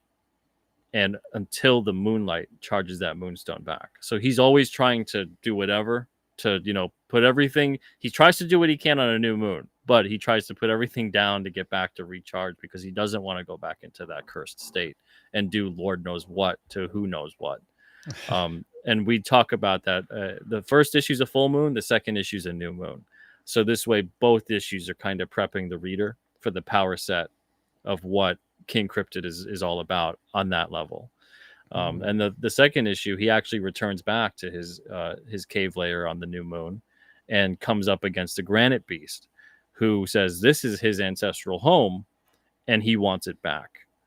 And the Granite Beast is this 20-foot tall, 8-ton, very strong, very not understanding, lacking of compassion kind of individual. Who just he's like, King Cryptid, you're a squatter, man. You're living here and you shouldn't be here, and I want you gone. So King Cryptid's like, crap, if he knows that he could just crush me like a bug right now because he's depowered, he's like, I'm done for. So in that issue, he's got to figure out a way to kind of get back into that mineral spring that's powered, that recharges his moonstone, and survive the night against the Granite Beast without turning back into a feral state. So we learn about That's the so Granite cool. Beast. Yeah, we learn about that kind of a thing. We learn more about King Cryptid. Every issue is kind of set up to kind of not just world build, but also establish character motivation, and you understand where they're coming from. You understand why they're doing what they're doing. The Granite Beast isn't necessarily a villain, but what he wants is at odds at what King Cryptid wants. So he is the antagonist in that setting, and that I find is what makes a lot of compelling stories.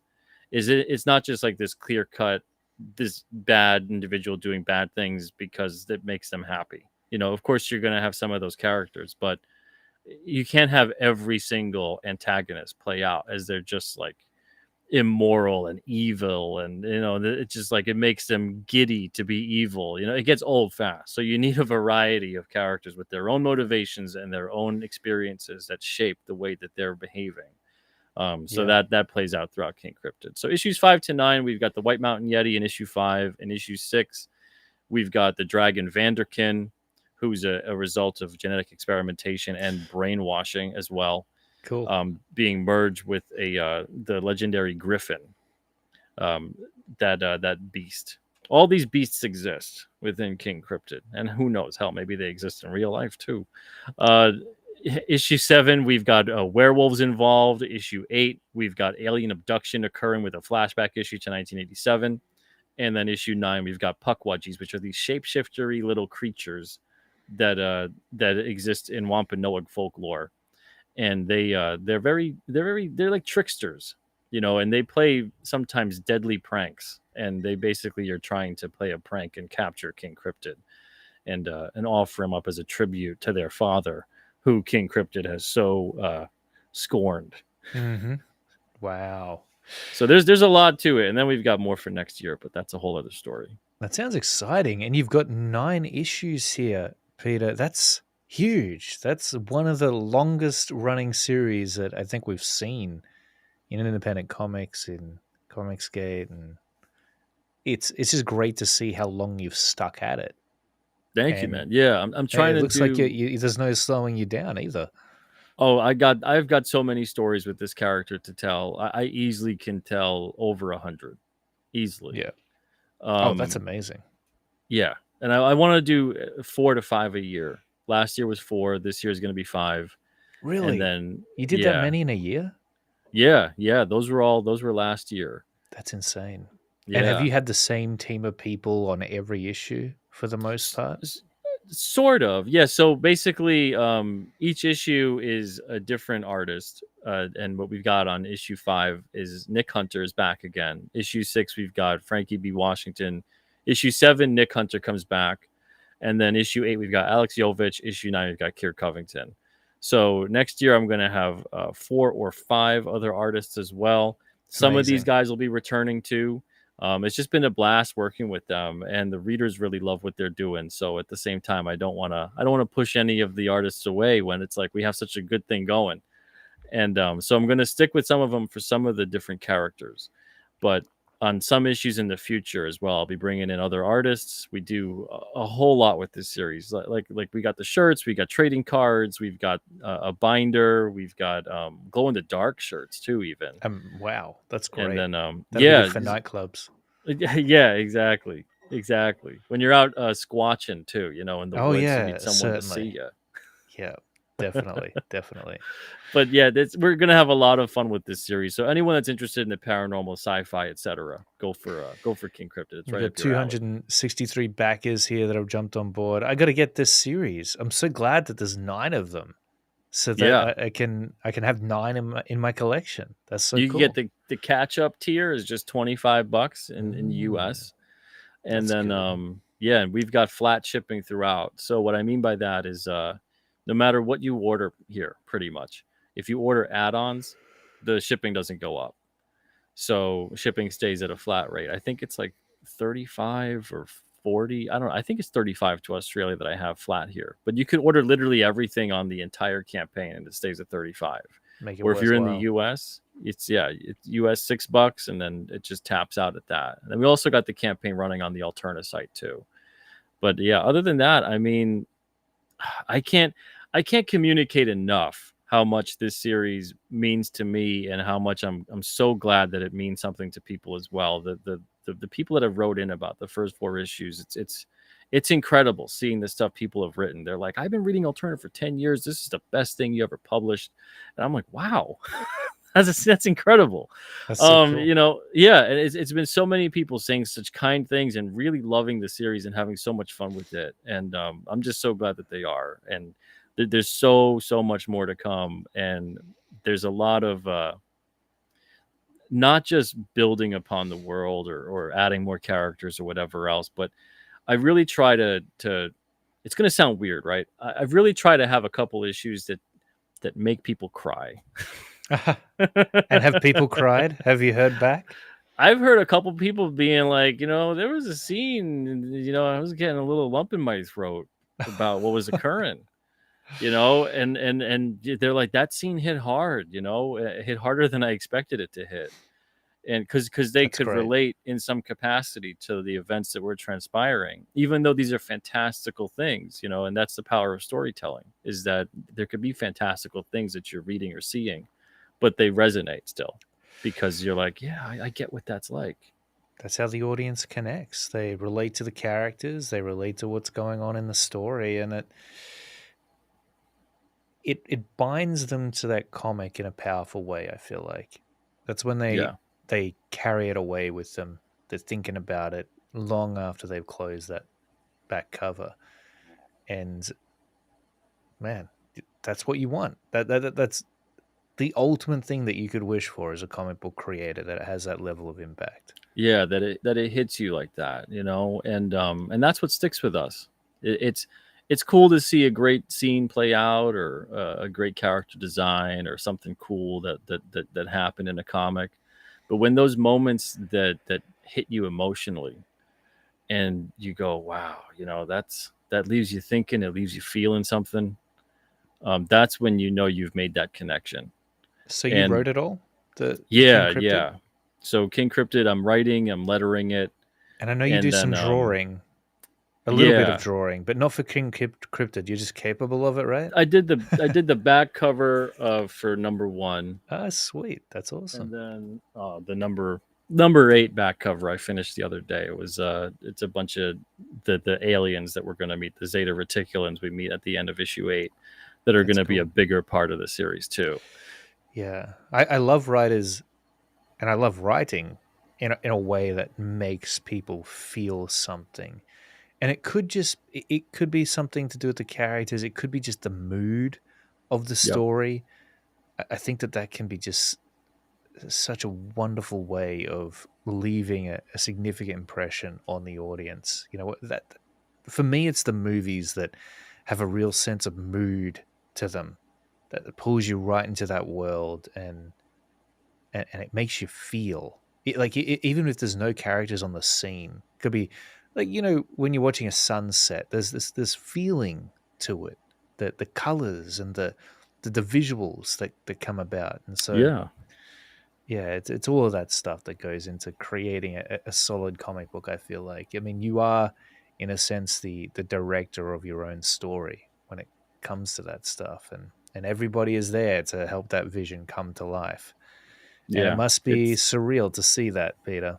It really is. It really is, especially a series like this. I mean, I've made comics before, and I've told stories that I was like, yeah, I'll tell that story, and I'll put this kind of character, do this kind of thing with it, and hopefully it works out. But King Cryptid is it's like it's the same reasoning I use to explain why I even make comics to begin with. Is it's just I just have to, and with King Yeah. Cryptid, it's I just have to tell this story. It's just something that's been in me for years. I've been into like the paranormal and ancient civilizations and everything unknown and fascinating and interesting, and for longer than I've been in comics. Not too much longer, maybe a year. But I was like the Yeah. little weird kid taking out Time Life books about the pyramids and UFOs, Oh man. when everyone else is reading Arthur and Berenstein Bears and Lord knows what. I liked some of that stuff too, but it wasn't my go-to. I would run and go, "Oh, is that book? Oh, it's not there. All right, I guess I'll get something normal." There's so much for us to talk about, Peter. There really is. Like, man, I'm someone who's very susceptible to conspiracies. Not in a way where I will buy into them o- on an obsessed level where I go, okay, this conspiracy is reality now. But just in a way where I'm open to it and I'm like, could Yeah, be. because Could it's could be. storytelling, and it's Yeah. sometimes it's very compelling storytelling, and especially when it rings like when it very much can ring true based on what's transpired. Well, yeah. I mean, Um, UFOs, man, exist officially now. yeah, I yeah, mean, crazy, right? and the Sorry, thing I is, take these things off track, these the, conversations, but it's cool, man. Oh, the thing is that the funny part is that they've always existed. It's oh just yeah, whether or not they've been piloted by extraterrestrials, and that in itself was always the kind of the distraction in the conversation, right? Because UFO was so synonymous with, oh, it must be aliens, you aliens, know, aliens, aliens, and it's like, really though, was it? I'm going to do a Barton Bros show one day on our other channel. I'm going to invite you on, Peter, and I'm going to talk to you about how I believe that the the Roswell incident hoax was a hoax for the real thing that actually happened. Because I saw the video of the alien getting opened up and doing the autopsy, the alien autopsy. You know what I'm talking about, right? The Roswell incident. I don't care what anybody says, man. That thing looks real. That that thing looks damn real for something that was made in what, the 20s or the 30s or something like that. That's when it was made. Well, I don't yeah, I know, mean, man. okay. So Roswell happens in '47, and I know that alien autopsy video has allegedly been debunked as a hoax, and Allegedly. but it's allegedly, right? And the thing is that you'll never truly know because the cover story could be the cover story for the cover story, because it I could be like, reckon look, you're gonna say even that it's a hoax, otherwise. just the So way the director came out and said it was a hoax, it seemed like he had someone talk to him about it. the thing is that When you look back and you read they were about it. documented to be shorter bodies, like childlike bodies. So unless a Mm, couple of, this is the other theory that could have happened, is that they had some craft that they had, it still all traces back to some kind of alien tech, whether it crash landed god knows when, or was crash landed at Roswell. But mm, there was some kind of craft that was advanced that had crashed, and these bodies that were smaller than the average sized adult were recovered in the wreckage. Now, unless someone's kids in the military hijacked and went on a joyride and it ended very unfortunately, yeah. and then they covered the whole thing up with, oh, weather balloon and this and that and the other thing, it Like, what doesn't is a weather explain. balloon? Like, Yeah, I'd never heard of a weather balloon before I read about the Roswell incident. well, the Like, thing that's the smoking gun to me about Roswell and about a lot of incidences that happened before and after, because a lot of this stuff happened after World War II, but there's also incidences that occurred previous to World War II. mm, I mean, this stuff has been happening for a very long time in terms of alien sightings and crash wreckage and yada yada. But look at the technology that explodes from 47 and on. mm. Technology that kind of makes almost no sense in terms of where we were at. You make a Like good point. Yeah, transistors, fiber optics, all kinds of stuff, Kevlar, even space age material. And then we are obsessed with going to space after Roswell. Mm. We don't even know how to fly planes properly yet at that point. Automobiles are still sort of like a, very newish thing. Yeah, I mean, imagine an automobile only really being like 30 or so years old, and you're like, we're gonna go to space. Yeah, that's You know, interesting. yeah, planes, commercial airliners, in terms of even that being a viable and very safe and trusted mode of transportation. It's barely a thing when they're declaring, all these different space initiatives. And the US Yeah. didn't have a space program. We stole it from the Nazis when we imported them over with Operation Paperclip. Right. A lot of the Yeah. scientists here were like, what the hell's a rocket, man? Like, you got a rocket? you know? Yep. A space rocket. Yeah. And then Yeah. who influenced the Nazis to find out about all that stuff? So it's, Wow. Oh man, there's so many rabbit holes to go down with that too, man. yeah. Yeah, And I even love it. part of that, as horrible as the Nazis were, it's easy to get caught up in the moral argument and not want to look deeper in and go, but what was influencing them? What was Mm. influencing them to pursue? Because it goes far beyond racial purity. What the hell Yeah. they were pursuing? It's insanity. And if anything, it's with the Nazis, it was this weird push towards what we're seeing right now among progressive ways of thinking, which is Oh. the obsession with science, the obsession with that we can be more than human. We can be this pure level of human, which is more than human. It's Oh, the that's ultimate. chilling. Yeah, it's like it's because once you become engrossed with science and it's just everything is science and logic, Yeah. you become so machine like, that who is AI? Are you AI? Or am I AI? Is the computer AI? I don't know. We all think and act the same now. Yeah. So it becomes that weird thing of this obsession with science and leaving behind what makes you human. And that's the thing, that the ultimate achievement of the progressive way of thinking is to be so cold about what it means to be human, because everything is sacrificed towards the road of progress. And that's Yeah. entirely what the Nazis were about. That's what led them doing the crazy crap they did. Yeah. So to see people kind of toss that ideology about, not being aware of where that road leads. I mean, the scariest things in the entire world were created by people who wanted a utopia because they wanted Oh their yeah. idea of utopia. And they didn't just want it, man. They got close to making it happen in some instances. So Yeah. it is a concerning thing, and also so very fascinating as well when you consider the how the bad habits of humanity continuously repeat upon themselves as if it were just part of our human nature. I feel like as far as we've come in technology, it would seem that the same traits that have been within us since ancient times, Oh, you yeah. know, the corruption of power would be an example, just seems to keep on repeating upon itself.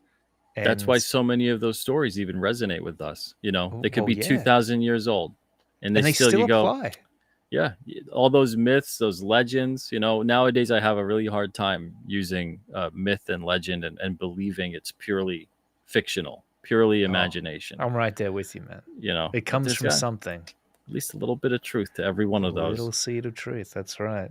Yeah. Well, like there's a lot for us to unpack. We won't get time to do it today, but I think we should just do a show together and talk about this stuff because Oh, absolutely. they say that the best YouTube channels come about when you're talking about things that you're interested in, right? And I know I'm fascinated with this. It sounds like that you are as well. And I mean, like you said, it's storytelling. That's probably why we're drawn to it, right? Exactly. Yeah. Because So, whether it's true or not, I'm fascinated because it's a great story. oh heck yeah, And absolutely. if we can go down certain paths and it maybe can bring us closer to the truth, then all the better. No, for sure, man. There's And a lot of cool things we could if talk about. anything, too, I find that and then I'll let you close out because Yeah. we've been running No, go almost 3 ahead. hours. Good grief, man. If anyone's watching too, still, thank you guys so much. But I find that the more that when you talk about this kind of stuff, right? The more people try to silence and suppress whatever is then being talked about, Hmm. the closer you are to the truth. Because if you're just a Yeah. crazy guy, out on the street corner in the middle of the night screaming about aliens or conspiracy theory or whatever it is, right? You're like, oh, that stupid guy again, whatever. You shut your windows, you go back to bed. Totally.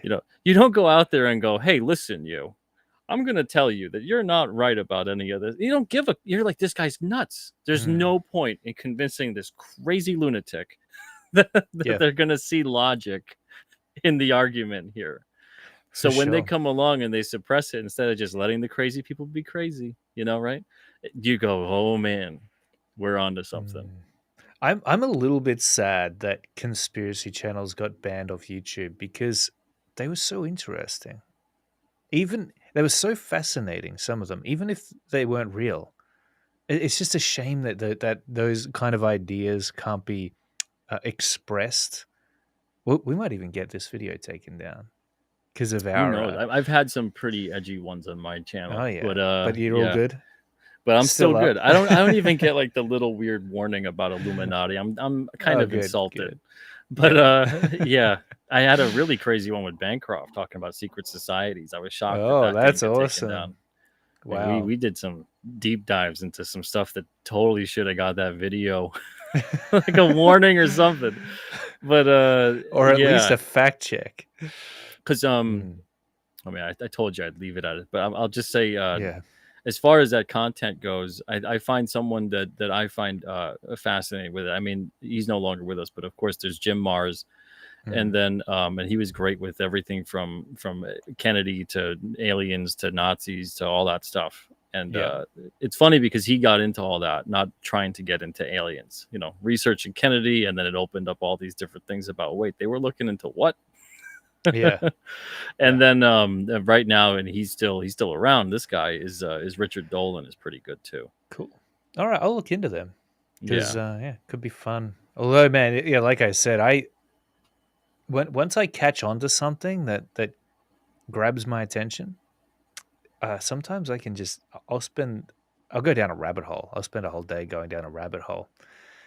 And the thing is, the reason that conspiracies, and don't worry, guys, I am going to wrap it up in a second. But the reason some conspiracy theories are just so hard to let go of is because, yes, there are complete BS artists out there that are just making stuff up, and they'll share something on social media. You'll use a reverse Google image search on it, and you'll realize that, oh, okay, it's actually not what they were making it out to be. But then there are some things where you're like, actually, this is making a lot of sense, right? And about the same conspiracy, and that's what makes it so compelling sometimes. Is even though it's not completely real, there's a lot of it that seems real, yeah. There's a and fine line between conspiracy work and detective work. yeah, you've got to be a And detective. You yeah, really do. Because there's a reason. Like if something crazy gets shared on the internet, whoever shared it, like you got to ask yourself, where did it come from? Like who took that picture? Who wrote that article? Who published it? yeah. There's things all the time. I see it. Like you'll see the whole video where like someone is going through something horrible, or an animal's being abused, or this or that, the other Mm, thing, like horrible stuff. And I mm. always stop and I go, who's filming that? Yeah, right. Who's filming that? This isn't Exactly. just like you're seeing something psychically and having a vision here. Someone filmed it, and then someone uploaded it, and then they got it out into the world for other people to disperse it. Yep. So they That's wanted to exactly it. create an effect. Yeah. It's sitting back, and there's very few things that happen organically anymore as far as that occurs, where someone was just managing to film a video just because you were filming the sunset, and then you found the UFO going into the Yeah. sunset. Or you were filming, I don't know, the parade at school, and then all of a sudden someone erupted into like a huge fight. There's very Yeah. few things. So much of it is orchestrated, and it's like, what happened before and what happened after? You know, what led up to this? Why is there so many people filming certain things and then Mm. putting it and broadcasting it out? You know what freaks me out the most is when, excuse me, when there's like a. So there was this video. The best way I could describe it is just to tell you what happened. But there was this video I saw just by chance on a Facebook story, and it must have gone off a little bit because I saw it, right? And what it was someone, I think, in China or Asia, and they were filming the sky, and it seemed like there were two suns in the sky. And I'm like, oh, that's so weird. How creepy is that? It reminds you of the planet that was supposed to crash into Earth in 2012. Very strange. These two suns.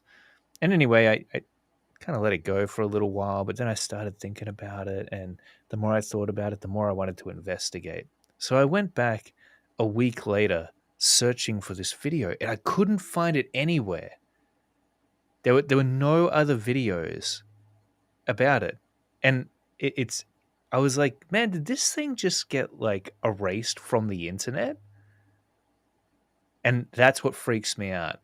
There was also this other thing where I could have swore I saw a video ages and ages ago about Mel Gibson saying this particular thing about Hollywood. Like he was actually speaking words about it, and I swear I saw it. You know, like but then I went to search for that video, and it was a Graham Norton video, I think. And I couldn't find it anywhere. It was like it was erased off the internet. And that's Wow, when I go, okay, there's some that's when I'm like, okay, there's some real conspiracy stuff going on here because that's now crazy. the powers that Wow. be have like erased something quite innocent. Like I didn't think that second son thing was going to be a thing, but then I looked it up and I'm like, it's a whole conspiracy apparently. There's like a Mandela effect behind that kind of stuff. Yeah, For me, the very creepiest weird. Mandela effect, and I was obsessed with it for 3 days. It was a personal one, and I don't know if anyone else remembers this. Man, Mm. we say we'll end it, but we'll We'll, definitively end it before three we'll, hours. I we'll swear. end it after this. We'll end it after Okay, this. But this is too so riveting to let go of. all Tell right, us. so this one it creeped the hell out of me. That it still bothers me because it meant something to me when I was a kid. So there was this hockey player, Mario Lemieux. Now I'm really into hockey. I love hockey. Loved hockey my whole life. Played it when I was a kid and everything else too. Yeah. So Mario Lemieux, during I believe either the 91 or the 92 Stanley Cup Finals, scores this goal against the Minnesota North Stars, and he's coming on a breakaway, and I clearly remember what it is. Right. Yeah. So he has two defensemen. He's kind of shaking two of them. One of them grabs a hold of him, and Lemieux's stick. This is how I remember it. Lemieux's stick. He's a right-handed shot. He goes behind the back with his left, so he's holding the top of his stick with the left, and he grabs the other side of it. He can't get it in a normal position because of how he Mm. was covered, and he flicks it up. So he shoots it from behind his back, and it goes top right corner to score the goal. Yeah. That's how I remember the goal. I'm trying to show my wife one day and find the Yeah. video. That's not the goal. That's not what happened. What? And I practiced that shot like crazy when I was a kid. And I remember That's the creepy. commercial they had for it during the Stanley Cup Finals one year where that had occurred. And I found the commercial, but that's not the goal. The goal's different. That's weird. I was like, what the hell is Now you this? might go, that's me, right? Like I just remembered it wrong. Or did you? Or did Right? you? See, Yeah, I think that whole Mandela effect thing is kind of a conspiracy within itself. Like, I know that we don't remember things entirely accurately, but some totally. things, That one creeped me out because I was like, I practiced that shot like crazy when I was a kid.